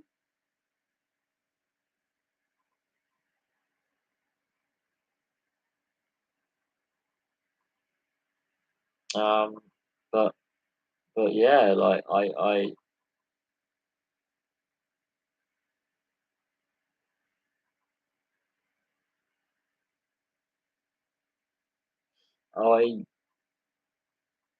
but no, it's an interesting question. And reiterating back to what happens to the Russian players in the NHL, will visas be cancelled? This is another question that I don't think some of the domestic sports leagues have anticipated. Just yet. I think um, in regards to Russian players' visas and work status. We'll see what happens. At the moment, the NHL is like, yeah, nothing's changed. They're still our employees. They're still under contract. Um, but if they, Liverpool, Bayern Munich, PSG, Man City, um, I think Liverpool and Chelsea are more consistent when it comes to the Champions League. Bayern Munich as well. Man City just haven't had that success, neither have PSG. The other three clubs have been successful and regularly make the later stages of the tournament. Um, and even when they're having an off season, let's say they're in the Europa League, for example, they've had an off season domestically. They're still again at the later stages, if not winning the European tournament. So, in my opinion, it'd be Liverpool, Bayern Munich, Chelsea. I think are all on a level playing field. I think Liverpool are slightly ahead of Chelsea. I think Bayern and Liverpool are about equal. Man City in Europe aren't good enough, and neither are PSG because they've won nothing. Um, that's an interesting question. How would I rank them? But I think consistency wise, Liverpool, Bayern, and Chelsea. Um, oh, now we're getting into European Super League teams here. Juventus, Real Madrid, Barcelona, Man United. Man United's not even close. Juventus not even close. Real Madrid, and Barcelona have got crippling financial issues. You just talk about the debt league there, aren't you? Um, the off-field issues with those clubs obviously will affect my judgment of them and my opinion of them. Have they been successful? Yes. Um, how much of that success was sustainable? None, apparently. Um, yeah, the way that the clubs have handled themselves in recent years, their chronic financial mismanagement. There is no doubt on the chronic financial mismanagement and criminality, I think, to a certain extent as well, in regards to Juventus being under investigation, a whole host of Real Madrid and Barcelona players being convicted of tax evasion. There were things going on to disguise the ballooning financial overspend at some of these clubs. Man United, the debt that's been incurred under the Glaziers and the structures at the club and the issues the club is facing and the post Ferguson era, how that's been handled and what's come out about the structures at the club and the the debt the Glazer family has put the club under, the leveraged buyout of the club initially, which raises questions again about the fit and proper persons test, the directors test that the FA introduces, and the checks and balances to make sure that they're appropriate owners.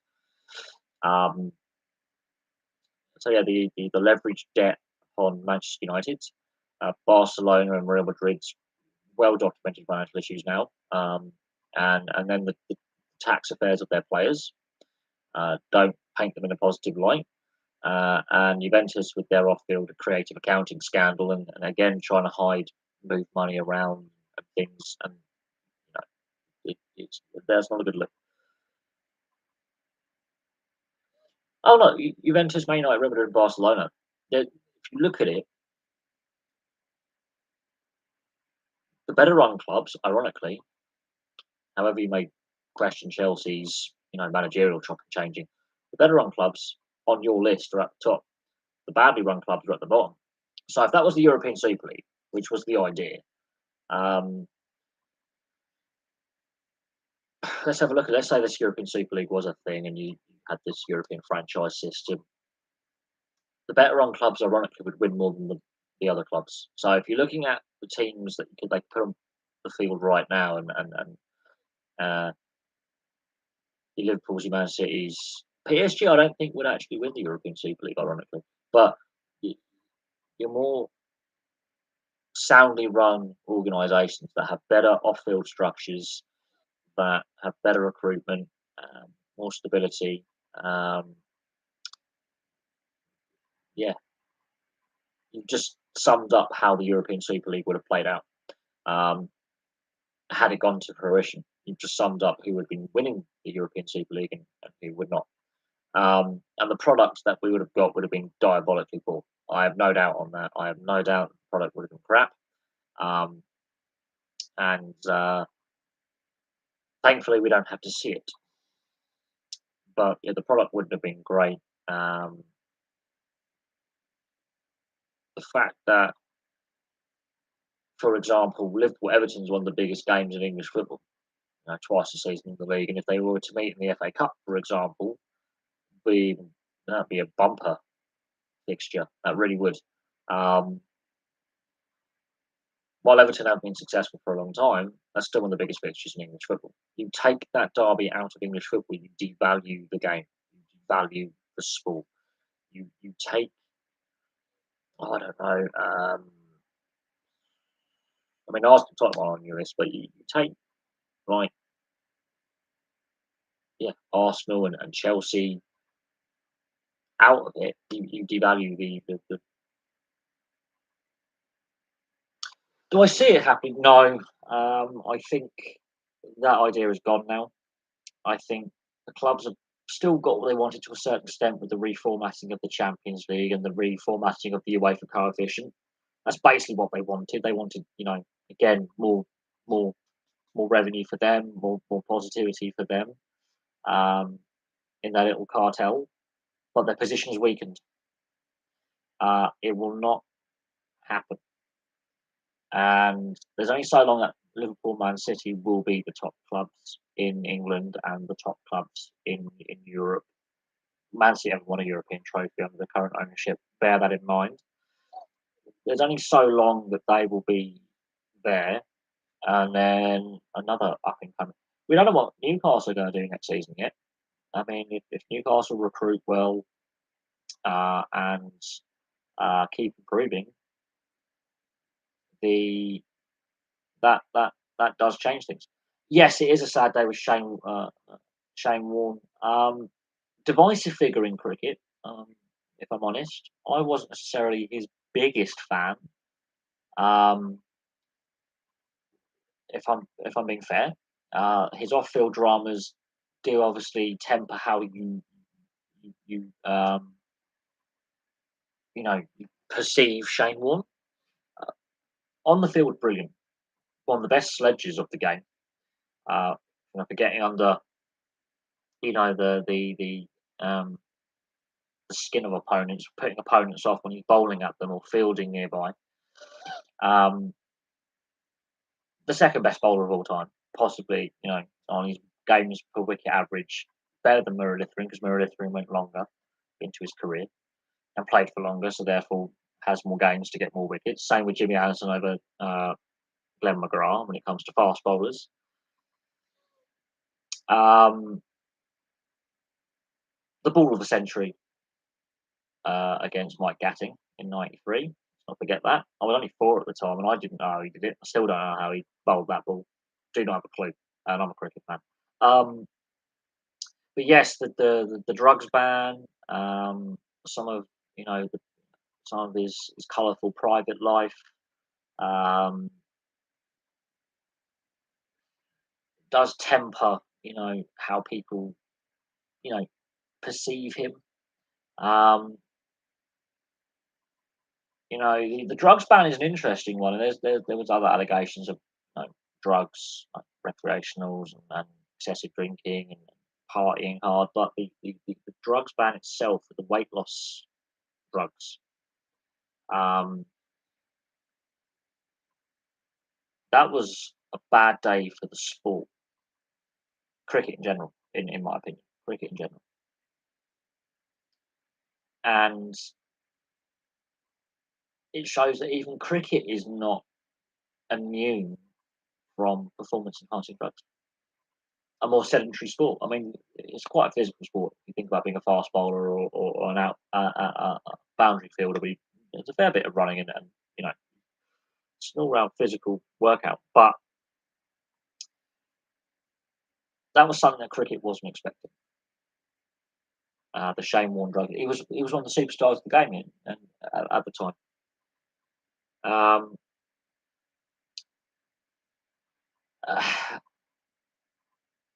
but yes, it is a shock. It was very unexpected.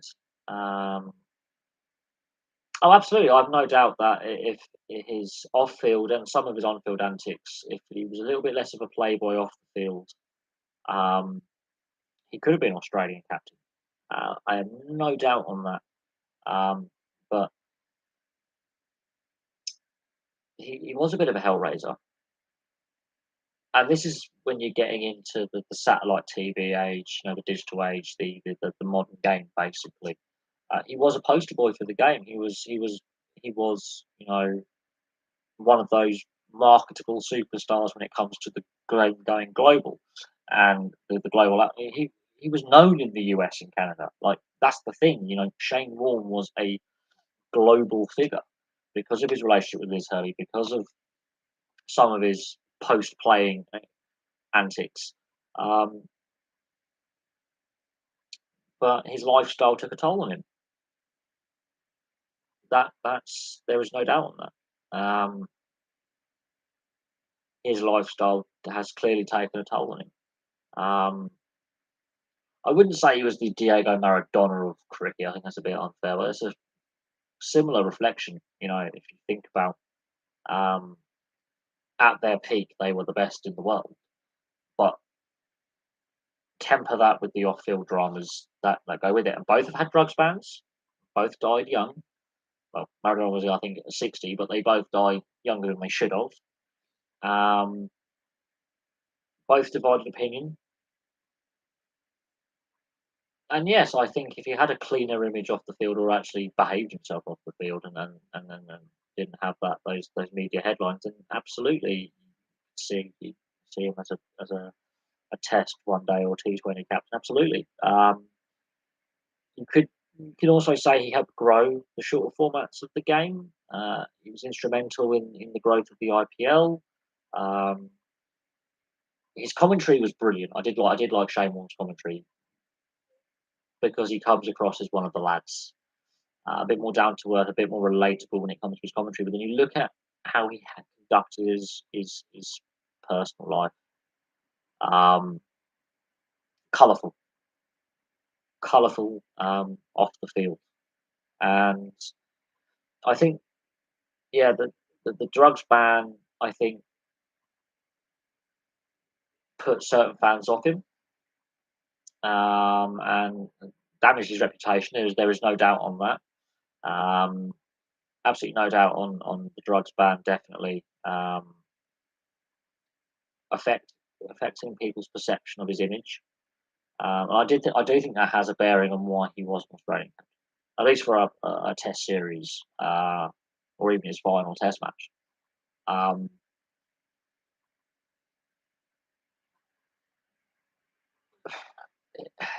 he's a very complex character, Shane Warne. Very complex. Um,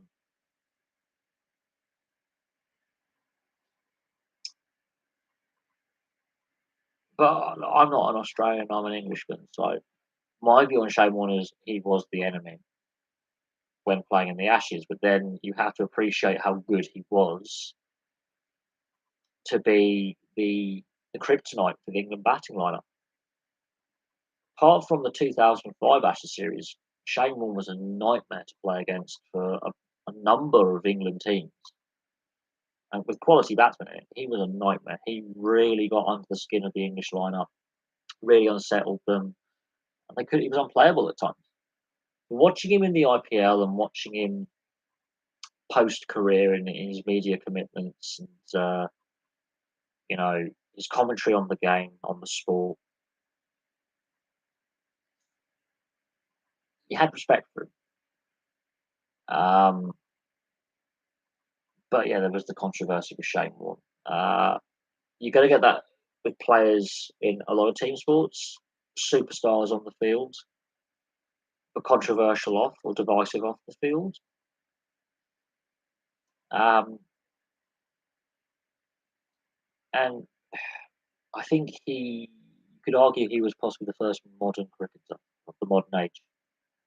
You know, he was, yeah, a superstar, known globally. Um,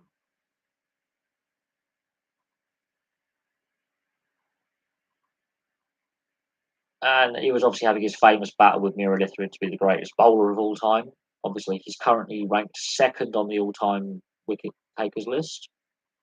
Uh,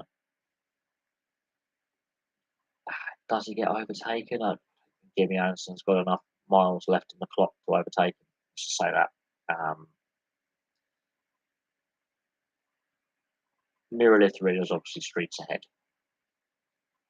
I don't think those wicket totals get broken.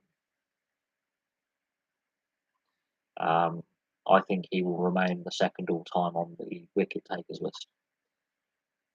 I honestly believe I think Jimmy Anderson will be uh, this year will be his last year. This summer will be his last summer. He'll retire at the end of the summer. However many wickets he gets will add to his total. Stuart Broad might overtake Glenn McGrath with fast bowlers. Might got Anil Kumble up there as well as the third greatest spinner of all time. So I think some of these wicket totals that these players have still putting up and have put up, like Shane Warne, don't get broken. That's my opinion. I do believe that the totals that some of these players have put up do not get broken. It's like Wayne Gretzky in the NHL. I don't think his totals get broken. Pele in football for appearances and goals don't get broken. Um, there are just some players who set records like Wilkinson, O'Gara, and Dan Carter for points kicked in international rugby. Diego Dominguez as well, over 1,000 points each. Don't get broken. Um, you know, rugby league, Cameron Smith, his points total. Jared Croker will not catch that. Um, he will pass Hazim Al Nasri. I think he has done, but he will not catch Cameron Smith in the NRL or the appearance record as well. Um, those records will not get broken. Um, there's just that. I think we are now seeing a transition from era to era as well, because there's more talent coming through at the same time, um, and competing for those international and club spots. And because of the amount of games these players are playing or having to play, you need to rest them. So you won't get these Iron Man streaks where you get a guy playing like 400 consecutive games anymore. They're just not going to happen. They're going to become rarer and rarer and rarer. Um, uh, it's like Jaromir Jagr is still playing in the Czech league. Now imagine if he was still playing in the NHL the entire time in his entire career from the age of 18 till now, all of 32 years. He would have definitely passed by Gordie Howe's appearance. Cam Smith, best ever. I would take him over Andrew Johnson. Different positions. One's a hooker, one's a half. They have different roles in the team. They are goats in their position, however, different roles in the team. Andrew Johns and Cameron Smith play different roles. One's a hooker, one's a half. That's the difference. I appreciate why you're saying they're the goat all time, but their roles on the field are different. They're both were goal kickers, no doubt on that. Two of the best goal kickers of all time, but the roles they played within the team were different. Both creative, both from that creative axis, but the roles they play are different. Um, that is the really, although Cameron Smith could play in the halves and played a few games in the halves, ironically, towards the end of his career in his last season, and in the beginning of his career as well, hooker, a number 9, Johns, a number 7, or a 6, depending on how you want to set him up in the team dynamic, who you're playing. Different roles, but they link in because one supplies the other, one dictates to the other. So you've got they're both generals in moving their team around the field and calling the defence plays and calling the attack plays. But they have different roles. Plus, Cameron Smith played for a more dominant side as well in the Melbourne Storm. If Cameron Smith plays elsewhere, is he A, as dominant a player, and B, is the Melbourne Storm as dominant? Andrew Johns played for the Newcastle Knights, a less dominant team. They had a shorter spell at the top of the NRL. Whereas the Storm, apart from about 4 or 5 seasons, Melbourne Storm have been so consistently dominant and so consistent in their finals appearances and finishing in the top 8 or top 4 every season, apart from like 4 seasons, they have basically been a top 4 side. There's a difference. A more dominant pack, a um, more dominant team. But if you were to put Cameron Smith into any other team, yes, he would improve them.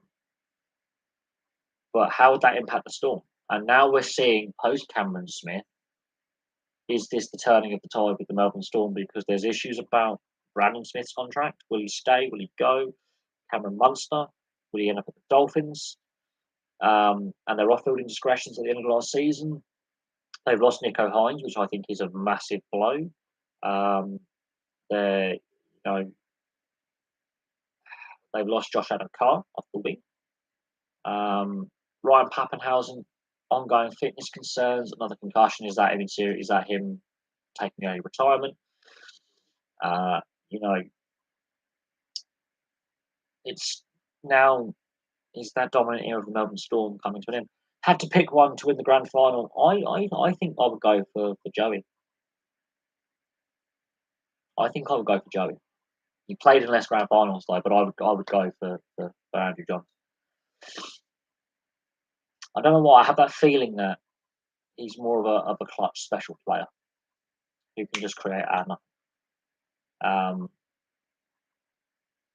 Now that's my opinion, but I bear in mind I've been watching rugby league since Martin Chariots of Fire was running down the wing for Wigan, scoring 10 tries in a game against Leeds. I've been watching rugby league, both British rugby league, Super League, and before the Super League era as well, and the NRL and what predated that with Super League War and New South Wales Rugby League since the early 90s. So I've been fortunate enough to see all of Cameron Smith's career and all of Andrew Johns' career. Very fortunate at senior level, first grade level. Very fortunate to see both of them play their full careers. And so Cameron Smith had a longer career, had no major injuries, very consistent, and so therefore you have to look at it and go longer career, less injuries, no major injuries really apart from his last season, so he starts to break down a little bit. Dominant in his position.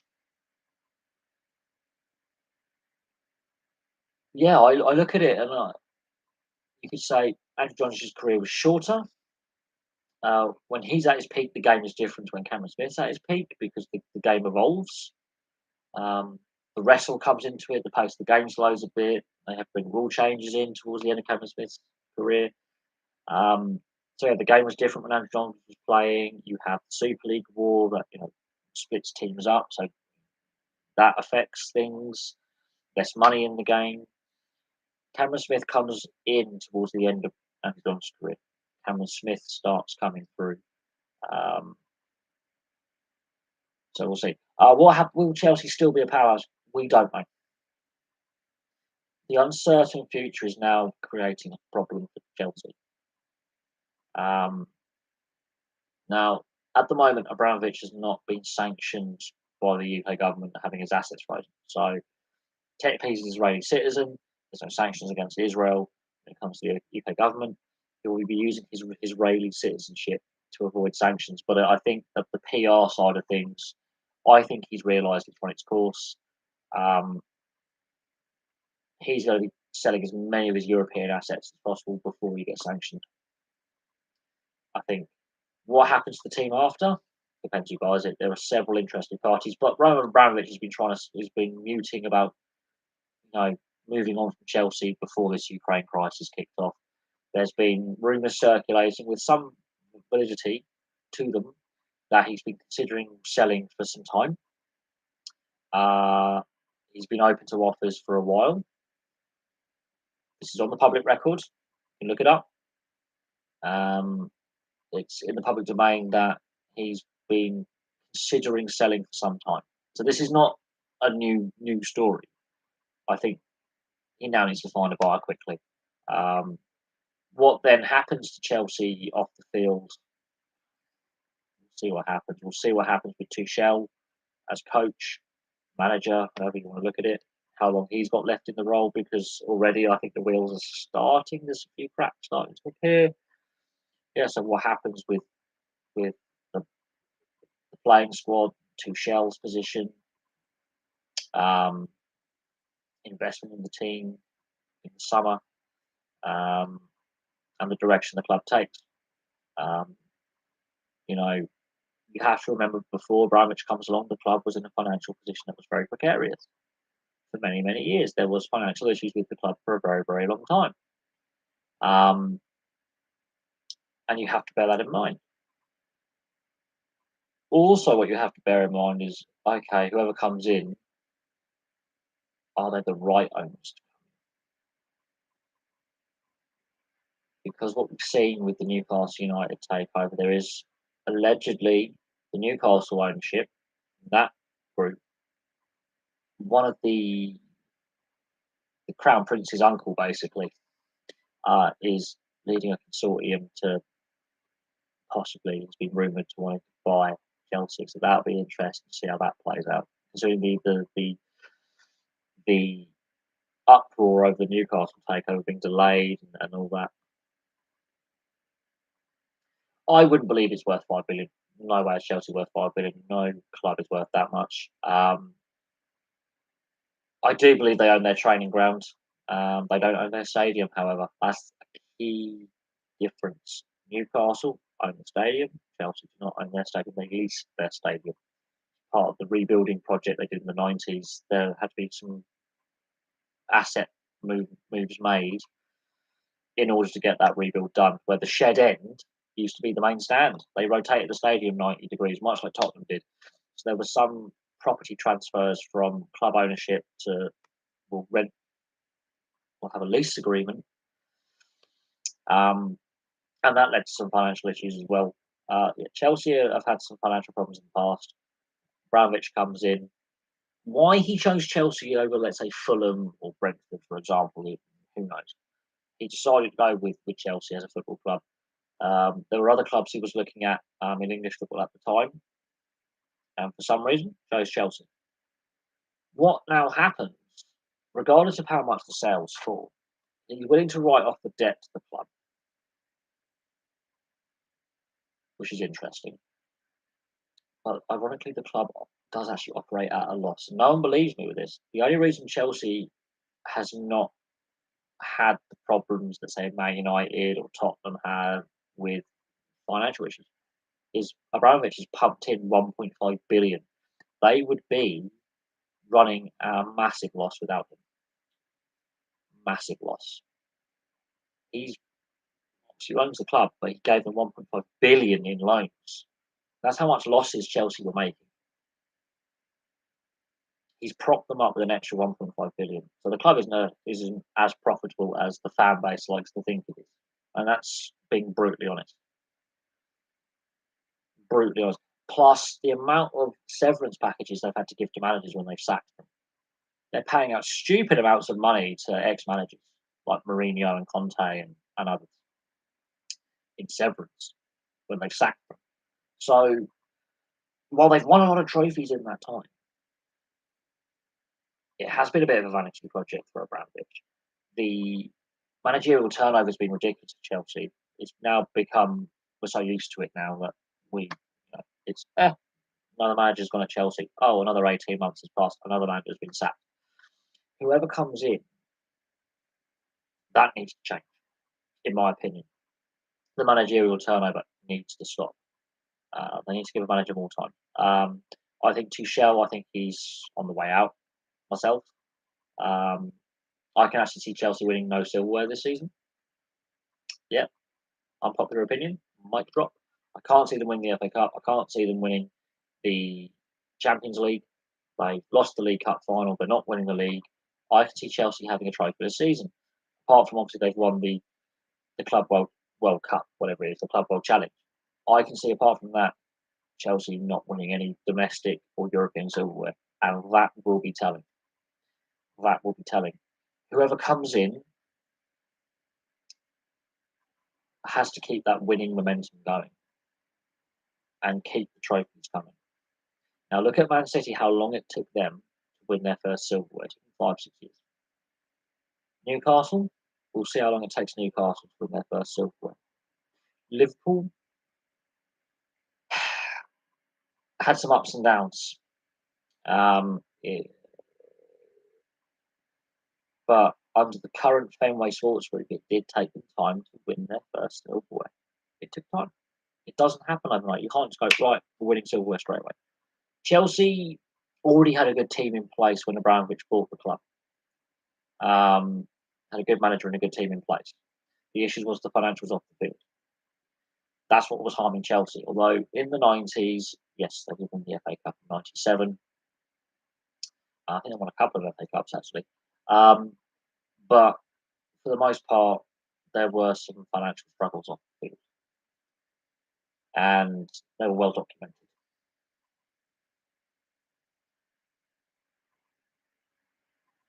What now happens, we shall see. We shall see whether whoever buys the club, you know, we'll see what happens going forward and how they run it. It's all well and good having money. If you can't spend it wisely, it can lead to further problems. Look at Barcelona, look at Real Madrid, Man United, Tottenham. It's all well and good having stupid amounts of money, but if you don't spend it wisely and you overspend in the wrong areas, bad transfers, bad contracts, you know, getting things wrong, you rack up the debt. You Because they've got these financial fair play rules in place. Whoever comes in has to be very mindful of that. We'll see what happens with Chelsea. We'll see the direction the club takes.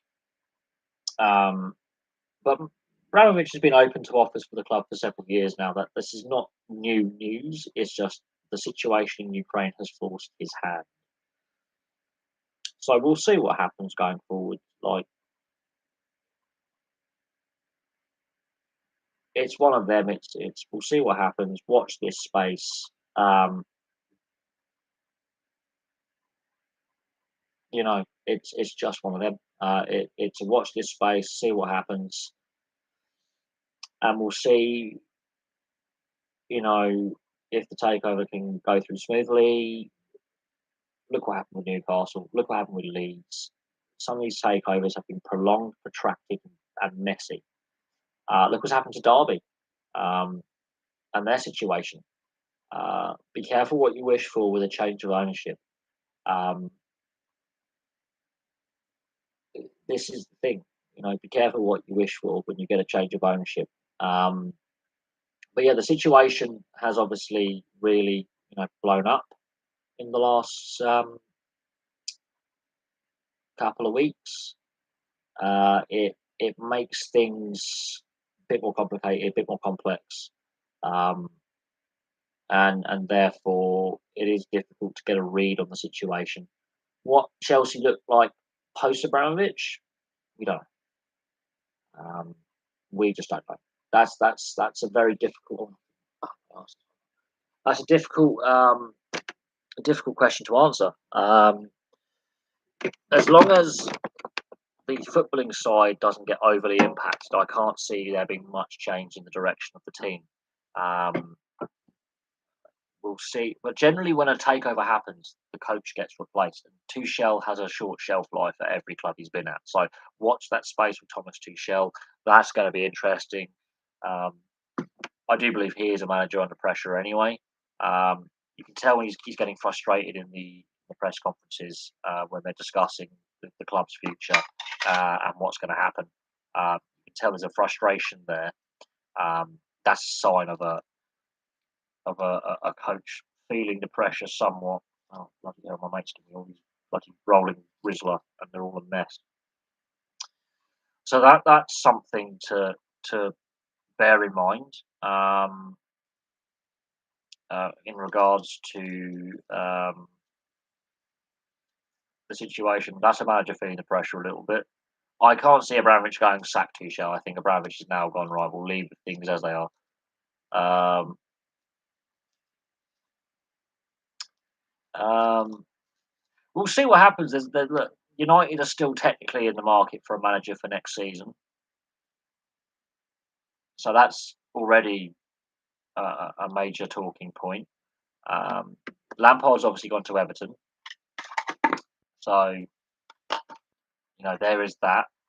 Rooney wants to stay at Derby and complete his rescue mission at Derby and prove his mettle, and he's doing a very good job under very testing circumstances at Derby. Imagine if he actually had some money to spend. Jesus.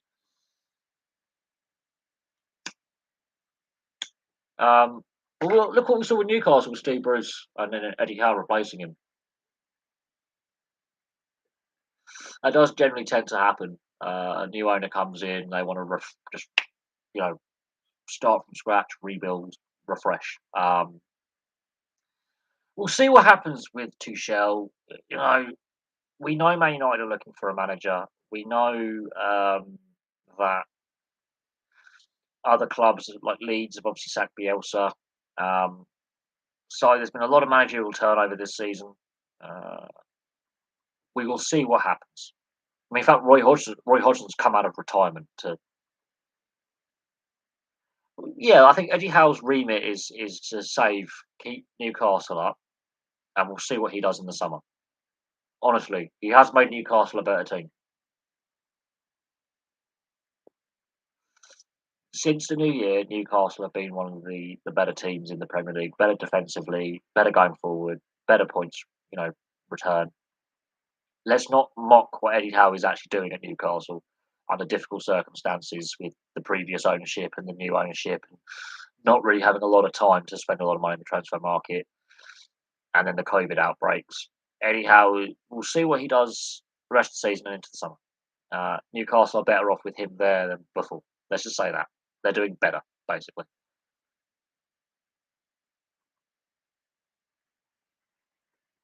I honestly think Graham Potter is very settled at Brighton.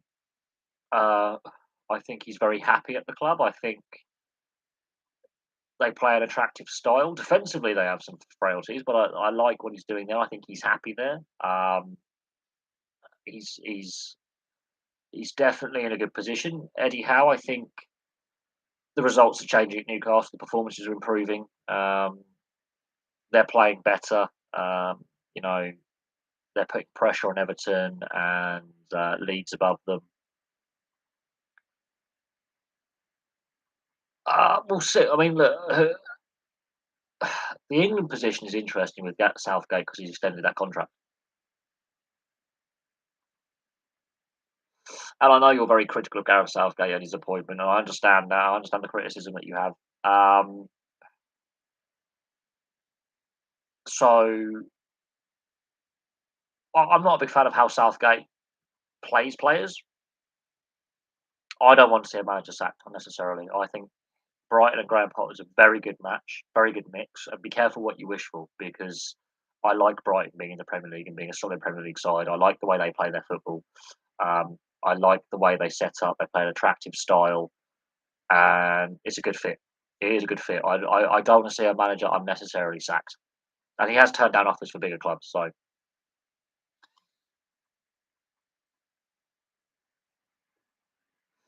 you know, I think he's more suited to club management than international management. It's a different kettle of fish. I think that's where Southgate's been successful in the fact it's a results game and he gets results, even though it's not necessarily the most attractive football. And we question his tactics and his selections. He is getting results with the England side. International sport is different to club sport. You're not around the players as often. You've got to scout every team constantly. Large portions of the year you're not with the squad. Squads change, players dipping out of form. You can't be as hands on with the players when they're at club level. Um, it's a different kettle of fish. And there's been rumours linking Roberto Martinez to jobs. He's been out of the club game for a long time. Um, so I wouldn't necessarily say that. Bielsa, look, it's attractive football. It's a breath of fresh air, regardless of the situation. Uh, I wouldn't say Newcastle are close to winning the Premier League yet. They have the backing now. It's how if they spend the money wisely is the important thing. Wisely is the important thing. Can Spurs, Man United, Arsenal ever win the league against those teams? It's all. I think it's down more to management than people realise, and a very shrewd transfer policy. Look what Leicester did. Very shrewd in the transfer market. They got players for cheap basically, and then won trophies with them. If you have a very good scouting and good youth system, you can overcome financial deficits. The issue with teams like Arsenal is that their transfer and scouting is poor.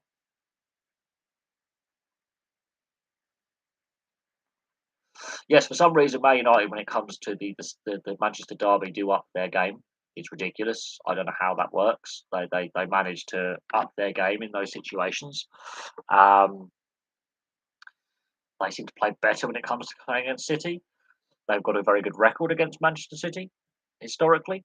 Um, However, I don't think they're going to win this one. Not under Ranić. There's a lot of issues there. We'll have to see who actually ends up replacing Ranić as manager. It's a very bizarre situation at Man United with the managerial position. Um, they should obviously be putting the feelers out now and discussing with managers who are available for one to come in. Um, the fact that Wayne Rooney's not back Everton and stayed at Derby, I think, is a sign of intent from Wayne Rooney that he wants to keep Derby up in the Championship, which he could do. There's enough games left for him to do that. Um, yes, Diaz is out for City for a lengthy spell. I think 6 to 8 weeks, which is a big blow for them. Man City are wobbling a little bit. The gap has closed. Liverpool have closed the gap on City at the top of the table. That's crucial. Again, I would like to see more British managers in the Premier League over these overseas managers. If that's hopeful, wishful thinking. We'll see. We'll see who gets approached. We'll see who's available. Bearing in mind if they've got to approach a manager that's under contract at a club or an international job, they've got to pay the severance fee to get them out of that contract. And we saw the issues with Barcelona with Ronald Koeman actually paying his own severance fee for the Dutch FA. So you have to bear that in mind as well. That has to be taken into consideration. And there are some managers available. And we'll have to see what happens. I think the way things have been handled, Man United, the structures off the field are a problem, and that could be off-putting for Eric Ten Hag, for example, having Ranić as a director of football. That could be off-putting for some managers who don't want to work under that format with him as an advisor or in a consultancy role. That could prove an obstacle. It's the off-field structures that at Man United that need massive change. They got things wrong. Even when Ferguson was in charge, things were going wrong. And I don't think Frank Lampard's too good for Everton. I think they're still in a fight for their Premier League survival. The off-field dramas with Usumov and sanctions. There's going to be issues with the club going forward, and more in the money side of things.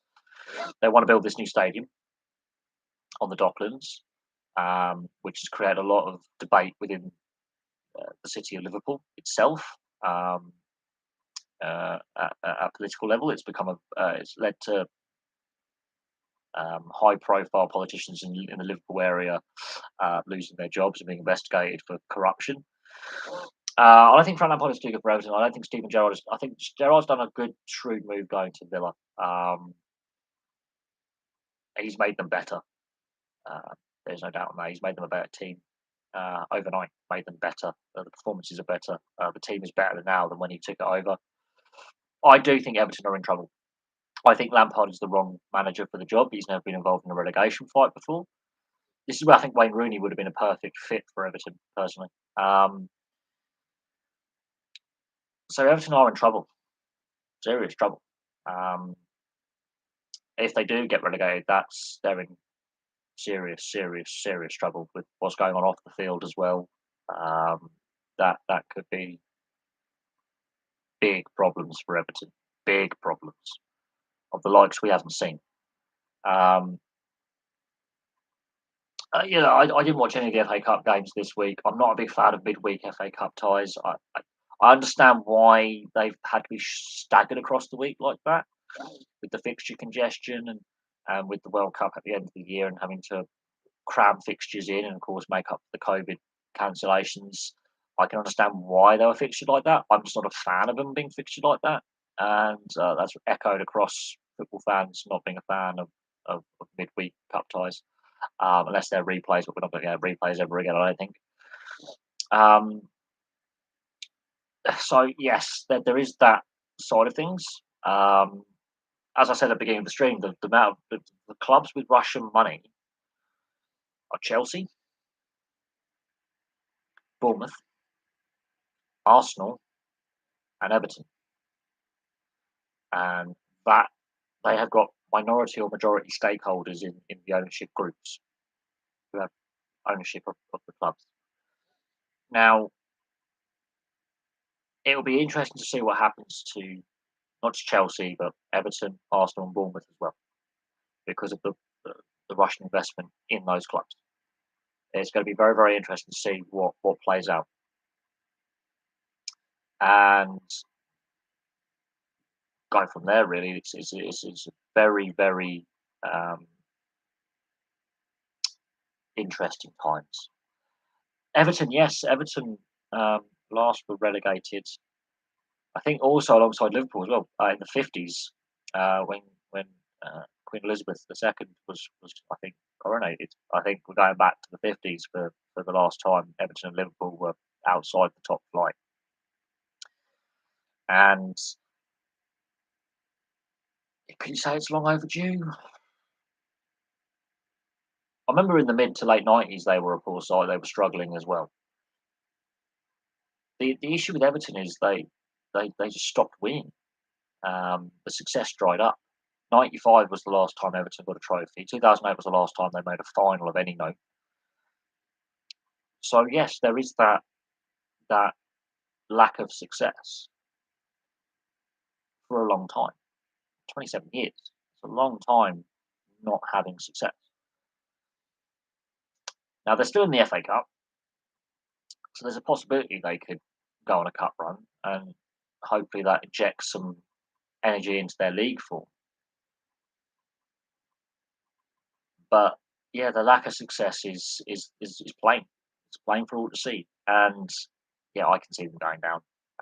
If not this season, next season. And is Lampard the right manager for the job? I'm not so sure. I'm not so sure that he's equipped. He's the right guy. Yes, Conte at Spurs as well. Some of his statements going, "Is the problem with me, or is the problems any manager would struggle to fix them?" I think he's speaking honestly there, and with a manager of his experience and his success in the game, um,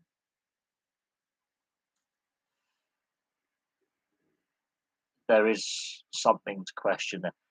Mourinho comes in after they didn't sign any players for 18 months. And Pochettino lost his job because the team just didn't perform because they ran out of steam because the stadium rebuild was their sole focus and they didn't sign any new players. Um, Mourinho comes in, again, doesn't work. Nuno comes in, that was a mess. And they circle back to Conte. I think Tottenham are going to get themselves into trouble as well. Another trophy this season. How long can that continue? Not winning silverware, I don't think that's sustainable for long. And the managerial turnover and the lack of success and the player turnover, the squad turnover is ridiculous. How long will Harry Kane have left? Depends. His fitness has been a bit of an issue as well at times, injury prone. I don't know. I think we'll see what happens with Spurs in the summer. Obviously, this time last year, he was making motions to want to leave, and of course the sacking of Mourinho this time last year. Um, the whole summer of I want to leave, I want out. I yeah, I don't know. I don't know with Tottenham. Tottenham's one of them where I just don't know what direction the club's taking and what the philosophy is and the direction of the club is. I just can't get a feel of it. What do they stand for? What is their style? What is their philosophy? What's their plan? What is their plan? Um, you know, I think Mourinho was also hamstrung with the fact that they'd spent so much money on the stadium, not signed any players for 18 months before he came in. I think they're feeling that. I find it incredible that the amount of brilliant right backs in this country, and Spurs by a rubbish Brazilian, he can't cross the ball to save his life. Um, Again, that's the power of player agents. Player agents have a lot of influence on where players end up, and players will have um, no transfer lists where they will refuse to. I don't want to go for this club or that club, or I don't want to play for this manager or that manager. Like no movement clauses where certain clubs are off their transfer list whilst they're represented by that particular agent. This is the power that agents have within the game. Um, it's ridiculous. The the the influence agents have of where their players end up, rather than the player going, "I'm interested by this style of football, this club's direction. I want to go here and give it a go at Wolves, for example, or Leicester. I'm interested because they are the underdog team, but they always seem to overperform." Southampton, for example, have got something good going with Ralph Husenhart or Brighton, but they're not the bigger name clubs. But the agent will go, "Well, we can get you more money. Like, let's engineer a move to Man United or a Man City or a, a more not say I would say established, but a bigger club." Because I think, yeah, there are some shocking transfers, and I look at the salary that Harry Maguire's on, how much United paid for him. Leicester are laughing their way to the bank, and so are Hull. Ironically, they're laughing their way all the way to the bank. You know, real mistake there. Um, and you know, because of Harry Maguire's move, he's missed out on an FA Cup with Leicester last season. Had he stayed, he's missed out on Leicester are having a bit of a below par season this season for what they have achieved.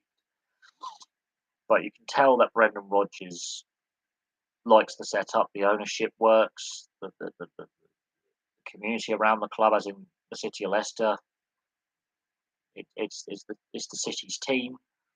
They've only got to compete with the rugby team. Maguire, though, Leicester got better after he left. That's the ironic thing. I really scratching my head to figure out why. You know, um, they paid so much. That is ridiculous. But again, that's the agent, and that's putting clauses in contracts when they sign them with their clubs, and when they go to the contract renewal, they will put in the agent and the club agent as well. There's far too much power with player agents and club agents as well when it comes to the contracts within the game. Um, there's too much money floating around. They're not properly audited. It's not a transparent system. Some of the agents' fees are ridiculous. Um, we've seen this in other sports as well. Um, the role of agents within the game, and within sport, that it's a very badly regulated um, kind of uh, industry, really. Uh, well, again, can West Ham become a powerhouse, or is it a fluke? Well, they're out the FA Cup now, which, in my opinion, that was their chance for silverware. But hey, look, they're being competitive. They're at the right end of the table. Uh, they are better now than what they were before. There's new investment coming into the club. Um, I can see them being a consistent top seven side, regularly competing for Europe, regularly, competing at the top end of the table rather than the bottom end of the table, avoiding relegation. Um, but we'll see what happens. Like, honestly, it's a watch this space, because, as I say, those clubs with Russian money in them could have problems. And there's three in the Premier League and there's one in the Championship, and they could have issues going forward. Um, So, I think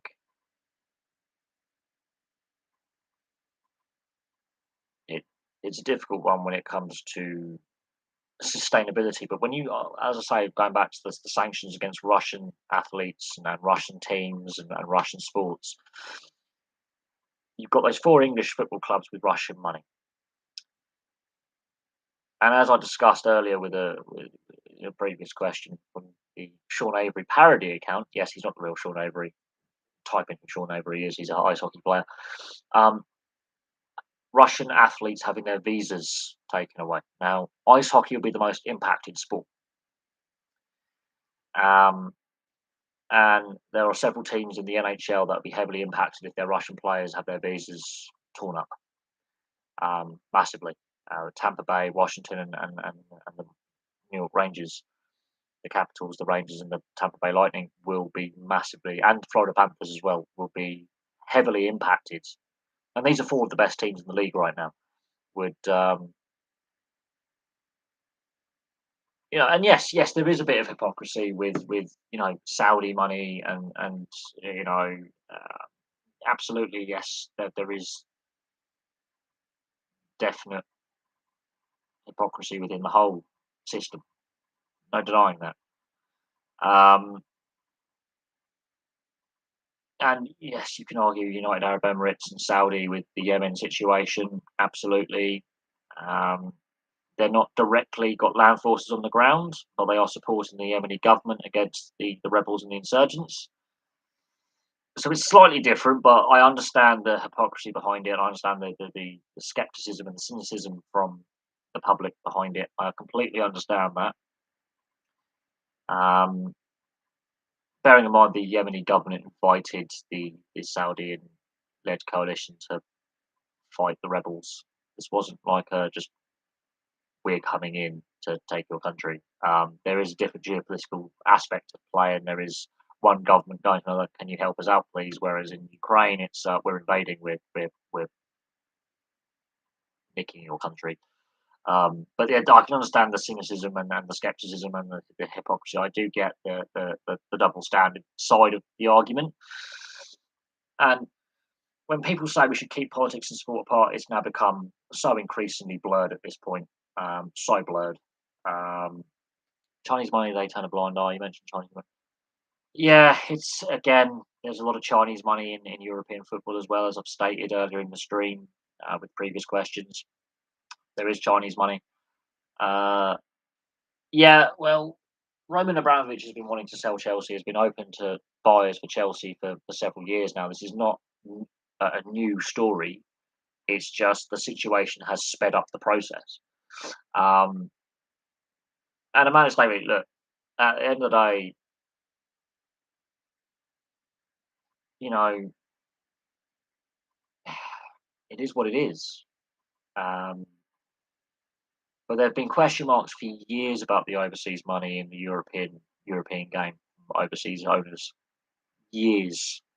This has not happened overnight. This is not, I was suddenly concerned about foreign ownership now. This has been going on for 20 or 25 years.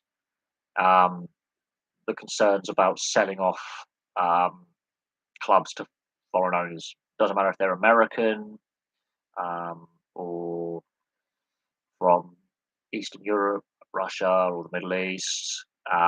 There have been concerns about foreign ownership in domestic sports leagues. And this is not just an English problem or a Scottish problem, because there's been overseas owners in Scottish football, and there still are.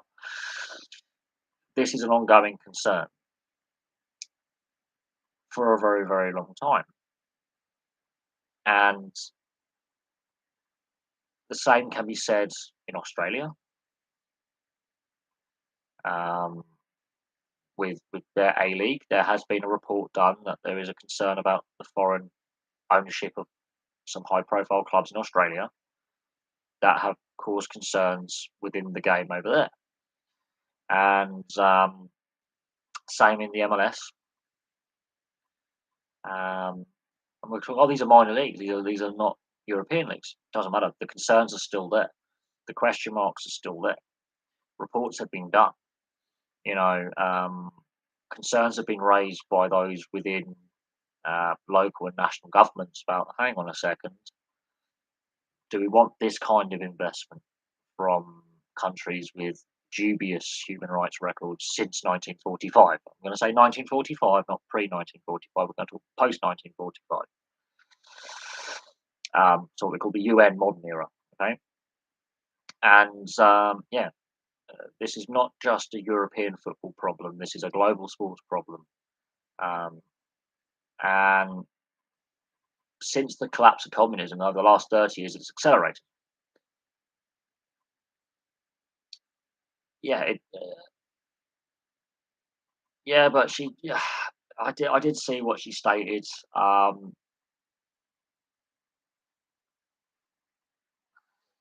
It is what it is. Like the Premier League tried to block that takeover, which I felt was wrong. Because they didn't block the Man City takeover with the UAE, so or Roman Abramovich. So I felt there was hypocrisy there anyway. Um,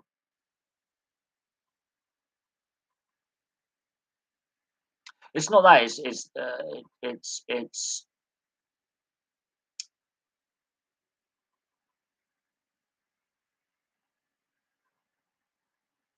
the Australian side of things. I watched a documentary about Australian sport and club ownership, and it's basically a way to launder criminal money. There's organised criminals who own football clubs, and so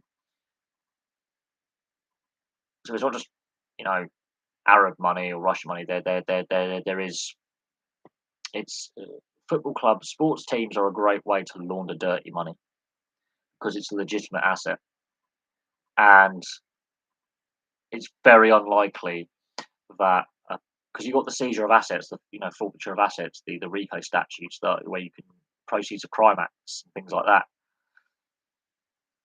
It's is a police force going to seize a football club and then auction it off for a quid?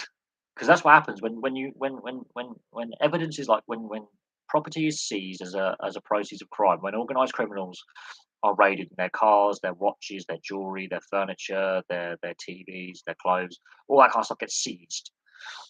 It's auctioned off, and it can go as little as £1. So if you go down the car auctions, and you want to buy a second-hand car at a car auction rather than going through a retailer, you can actually buy a car for nothing. Pretty much, the police will auction off seized assets, and you can buy a car or a motorcycle for less than 100 quid, and it could be worth £200,000. It could be like a Lamborghini or a Ducati or something like that, a high end vehicle, and you can buy them for nothing as a criminal. It depends on how big the auction is, but you can end up coming away going in with 100 quid and coming out with a supercar. Hypothetically, it hardly ever happens, but the theory's there because the police will auction off the seized um, vehicles. Um, and in Australia, obviously, the big sports are rugby league and Aussie rules. They're the big team sports. But the A League wants to grow, and Australia, obviously, I do believe at some point wants to co-host a Football World Cup. I have no doubt on that. They have the infrastructure in place to host such a tournament, and the best Australian players play in Europe anyway. But the Australian A League is actually kind of fun to watch. Not gonna lie, it's fun to watch. It's lower quality, but it's fun to watch. It's very open. It's very end to end. They want to grow the sport. That's fine. And several of the clubs are owned by some very dodgy individuals. And Sheikh Mansour, his ownership consortium, who own Man City and New York FC, own Melbourne, one of the Melbourne clubs, the biggest historical clubs. And not all fans are happy with that. And reports have been done going, should we really be allowing some of these owners in? And some of them are actually organised criminals who are laundering money. That's the attraction. Is it doesn't matter where they are in the world. It's a great way to launder money for criminals. And for those regimes that have some dodgy human rights records, some of their wealthy businessmen, again, it's a great way to soft power. Go, look, we're nice, we're nice people. We're not crooks. We're not got a human rights record that's abysmal. We're nice people. Same with PSG and Qatar. It's the same with um, with Russia getting the Olympics and the World Cup, and then China getting the it's a soft power move at the time. to make the wider world go, look, we're nice, invest in us. We want to invest in your sport, invest in our sport, kind of thing. It's all political. The Paralympics are banned. Yes, Russian and Belarusian athletes have been banned because I forget which. I think it was the Danish curling team refused to participate if um, the Russian and Belarusian athletes were allowed to compete. There was a National Olympic Committee or Paralympic Committee that said we refuse to participate um, if they're allowed to compete, and it was made very, very obvious. And the opening ceremony made it very obvious that China is actually now putting some pressure on Russia to stop the shooting with their support of Ukraine. I've noticed public buildings where I live, Ukrainian flags are at full mast. So there is uh, basically, you know, support for Ukraine over Russia. Yeah, the IOC, World Rugby, IIHF, some of the big global sporting international bodies have been very, very, very straight off the ball, bang. FIFA, however, dithered and dallied, and it's when Poland, followed by Sweden and the Czech Republic, said we refuse to play anywhere, even at a neutral venue. Um, we refuse to play these games against the Russian team. That FIFA changed their and threw them out the World Cup. Um, so yeah, like FIFA came out of it looking bad. Um, is it the athlete's fault? No, wouldn't necessarily say it is. It's a complex situation. It is. I think the IIHF is the one that's really going to hurt the Russians because ice hockey is Putin's favourite sport. That is designed as an insult to Putin. That is, and their best athletes are ice hockey players. So that one, I think, is the one that hurts the most. The FIFA one hurts the second most. They're the two that really hurt the Russians on a sporting standpoint. They were meant to have the World Juniors ice hockey next year. That's not going there now. They've been thrown out alongside Belarus out of the World Championships, and of course they've been thrown out of the World Cup. So the two sports that Russia wants to be seen as a global power on is banned from. Skiing, however, international skiing, have said that they can compete. Um, well, that's a difficult one because Haas has got Russian sponsorship and they need his money, and um, it's a difficult one. I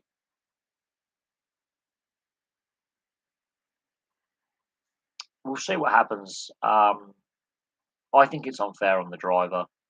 He's done nothing wrong. Um,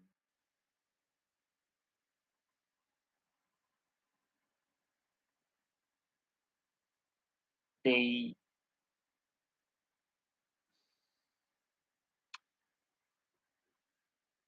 Well, we'll see. We'll see what happens because I feel that's unfair on the driver. Whether he's good or not is another thing. But this is the pressure being exerted. They've had the F1 Grand Prix stripped from them. Liberty Media have terminated that contract in Sochi. Yeah, this is not over. I think we're seeing a South Africa apartheid situation where they were in the sporting wilderness, and guess what? Those sporting sanctions had an impact because the rugby and cricket teams had some of the best players in the world, and they were not allowed to play on the international stage. And when they were allowed to, some of these players had very short international careers. You think, oh, they're superstars. Oh, they're retired already. What? So it did have an impact um, when they started pressurising their government, saying, "Look, we want to compete. We haven't done anything wrong. Change government, change policy, because this is now hurting us, the people." And sport is a great way to escape, you know. And so the South African sporting sanctions during apartheid, guess what, had the desired effect. It took 30 years, but it got there. And then they were allowed back in and readmitted to the various sporting governing bodies and allowed to compete at international level again. Um, and I've discussed that. The the issues are though, and I will say this: um,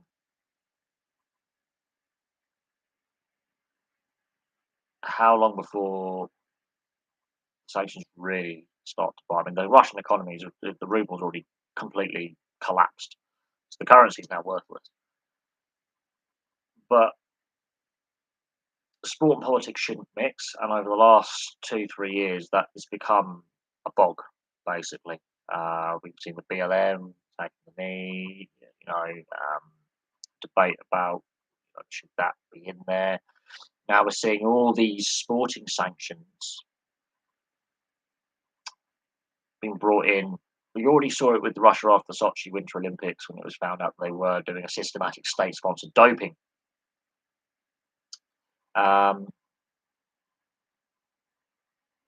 we'll see what happens in regards to the Football World Cup and getting those matches played and who qualifies and out of those playoffs.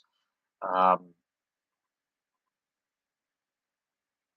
it is what it is. Like until this indefinite suspension, the Russian FA are appealing it, but they did the same with Yugoslavia in 1992 with the Euros when Denmark won because of the Yugoslav conflict. They threw them out the tournament. So this has happened before. There is precedent. South Africa, Yugoslavia. Um, South Africa had a peaceful outcome. Yugoslavia, look at it now, not so peaceful. But the we have got precedent before, but not. I don't think on the same way because South Africans. It's difficult because this really will be a nightmare. I'll let go for England. Unlucky. It is a difficult one. There's no winners out of this situation. Um, but the Polish, Czech, and Swedish FAs basically forced FIFA to do what the IIHF did. The IIHF would be like, "Yep, no, we're just throwing the Russian and Belarusian national teams out of competition. We're banning their clubs playing in club competitions outside of their domestic leagues. We're no longer going to sanction the KHL as a IIHF sanctioned league. So now it's a rebel league, basically. It's only players playing in it. Um, you know, cannot play in IIHF sanctioned tournaments like the World Championship. So those overseas players will probably go, you know what, I want to leave. Um, FIFA were made a mess of their initial neutral flag, neutral venue, players can still play. UEFA moved the Champions League final to Paris. Um, so FIFA again not looking great. Um, more pressure put upon Infantino, more negative press for FIFA. Having to backtrack on the decision after 24 hours because Poland, Sweden, and Czech Republic said, "Nah, we're not doing it. Um, we're not playing this game. Um, it's not happening." Um, so it's as I say, it's a difficult one. There are no winners out of this. Sport should be a unifier, and it's not happening. Um, and the sanction more sanctions are coming by the day from more sporting governing bodies. But World Rugby, who gives a why would Russia care about that? It's because they're a developing nation and they get money off World Rugby. They get money paid to their federation, their union from World Rugby. As a developing nation, they get paid money. So to cut them off from that finance is going to hurt them. If guys Russia, why do they care about rugby? Because it's a growing sport and they get money. So take the money away, they're going to stop developing their players, their talent. Um, it has an impact. Um, and yeah, a lot of the public don't agree with what's happening um, in Russia. The propaganda bots being out in force on social media, they're being drowned out. Um, there are ways around the media block that the Russian government's put in place on its citizens. They're finding ways. It's called anonymous. Um, yeah, there will be pushback. I mean, Russia are appealing their expulsion from World Cup qualifying and the Qatar World Cup and expulsion from FIFA, their suspension. They are appealing. It is interesting that it's only the World Cup that they're appealing. They are not appealing the IIHF sanctions. They're not appealing um, the other like World Rugby. They're not appealing the other sports that have sanctioned them. F1, they're not. So it's interesting that they they are appealing their World Cup status. What will be interesting is those Russian players playing outside Russia in all these sports, mostly ice hockey. What will happen to their visas? What will happen to their team status? What will happen with their contracts? That's the interesting thing is what will happen to those Russian athletes who train or compete overseas. What will happen to their visas, their contracts, um, their residency if they've got a residency visa as well?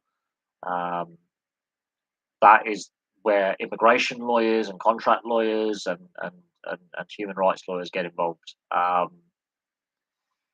And the NHL will be looking at this with some concern as a major sports league, and we'll go from there. But it's difficult. It's an absolute nightmare, really. We'll see what happens. Absolutely, um, but it's a very tricky situation, and it's not as clear cut as just keep them in the sporting wilderness because now sport's gone global. This isn't the Cold War anymore, where it very few overseas players came to leagues. It was a handful were allowed special dispensation to play overseas in all the countries around the world. It's not like that anymore. The game's gone global. There are Russian players playing outside of Russia. I don't know how many. There's not as many as there used to be. Um, I think there's been a drive to get as many Russian players playing domestically in recent years by the government. I think incentives given to them. I think partly for the World Cup, but there have been Russian players playing overseas before. I believe there are Russian players on contracts across Europe right now, and it'll be interesting to see how this plays out. If they are, having their visas revoked and deported, it will be very very interesting. But a lot of players have been coming out and saying and athletes, Russian athletes, we don't want this. We don't support what our government's doing, and they're starting to speak out now. That is telling. Um, that is very very telling. Um,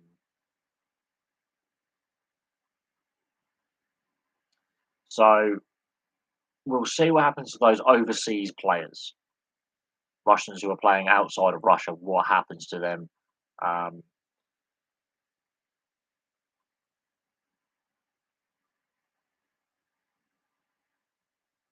yeah, there was allegations of dodginess. Yes, didn't help them at the end of the day, but some of the it's a player welfare thing. Um, that young Russian ice skater at the Winter Olympics the other week. Um, she's been forced into doing that doping. That's not her decision. That's her coach's pumping crap into her that she doesn't need in their body. Um, I've listened to a load of interviews from players who've gone to play in the KHL ice hockey, North American European players who've gone over there to play, and saying like that, oh god, it's not a pleasant experience. It's a different experience. Like it is, it's just mental. Um, you know, mob bosses run sports teams over there. This is not like a nice businessman who goes, "Oh, I built my supermarket empire, like, or my factory empire, legitimately following regulation." These are organised criminals whose business dealings are drug smuggling and extortion and protection rackets and murder and all sorts.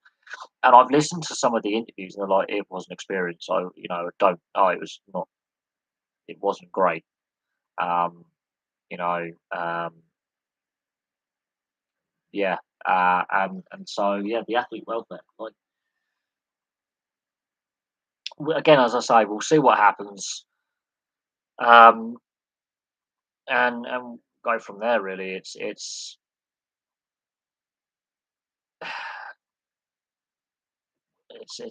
so complicated. There's a reason why I've not done a lot of uploads while this is going on because all it will be is day 9.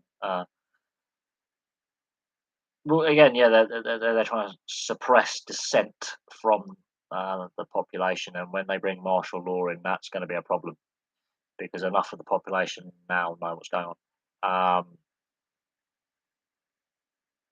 Uh, Joe Biden would have happened with Trump. Well, Trump got a lot of Russian money to get in the White House. I try and keep the politics off this channel. As I say, look, there's a lot of overseas players playing in the KHL who are US, Canadian, other European nations. Um, what happens to them? That's quite interesting, and vice versa for those Russian and Belarusian players in, let's say, ice hockey or football around Europe. What happens to their visas as well? So this is far from over this sporting boycott. We already know there's a Russian cyclist who's converted his nationality to French, which is striking. Um, we'll see what happens. The people are already protesting, so to then silence them, I think would be it. Yeah, you've got nervous, trigger-happy soldiers. A lot of soldiers aren't even sure what's going on. Um, an angry, hostile population at home who are not overly happy with certain things. It This could be problems. This could be what was predicted back in '91 with the collapse of the Soviet Union. And I'm being serious. The collapse of the Soviet Union in '91. This was predicted 31 years ago. It's happening now. It's just taken 31 years to actually come to pass. Um, yeah, it's a very. You've got nervous young soldiers who, yeah, 18, 19 years old, told to shoot their parents basically if they breach curfew. It's ridiculous.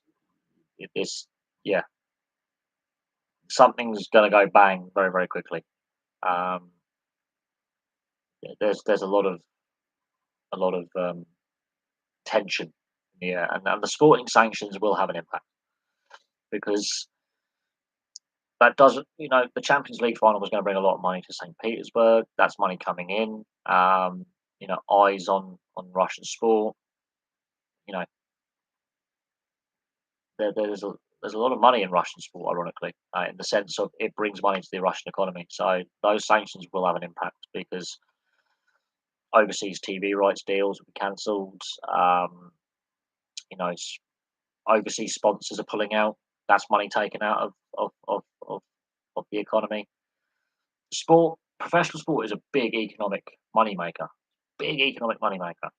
Makes a lot of money um, globally. Big industry, professional sport. Doesn't matter what sport you play, it's a massive industry. So to sanction that actually will have an impact on the Russians. Not the biggest impact, but it will have an impact. Um, not as much as we think, but it will have an impact. Anyway, I'm going to get going. I've got stuff to sort out today. Thank you very much for all your questions. We discussed obviously a lot of stuff. Um, of course, the sad passing of Shane Warne yesterday. Shocking news, wasn't expected. So yeah, there we go.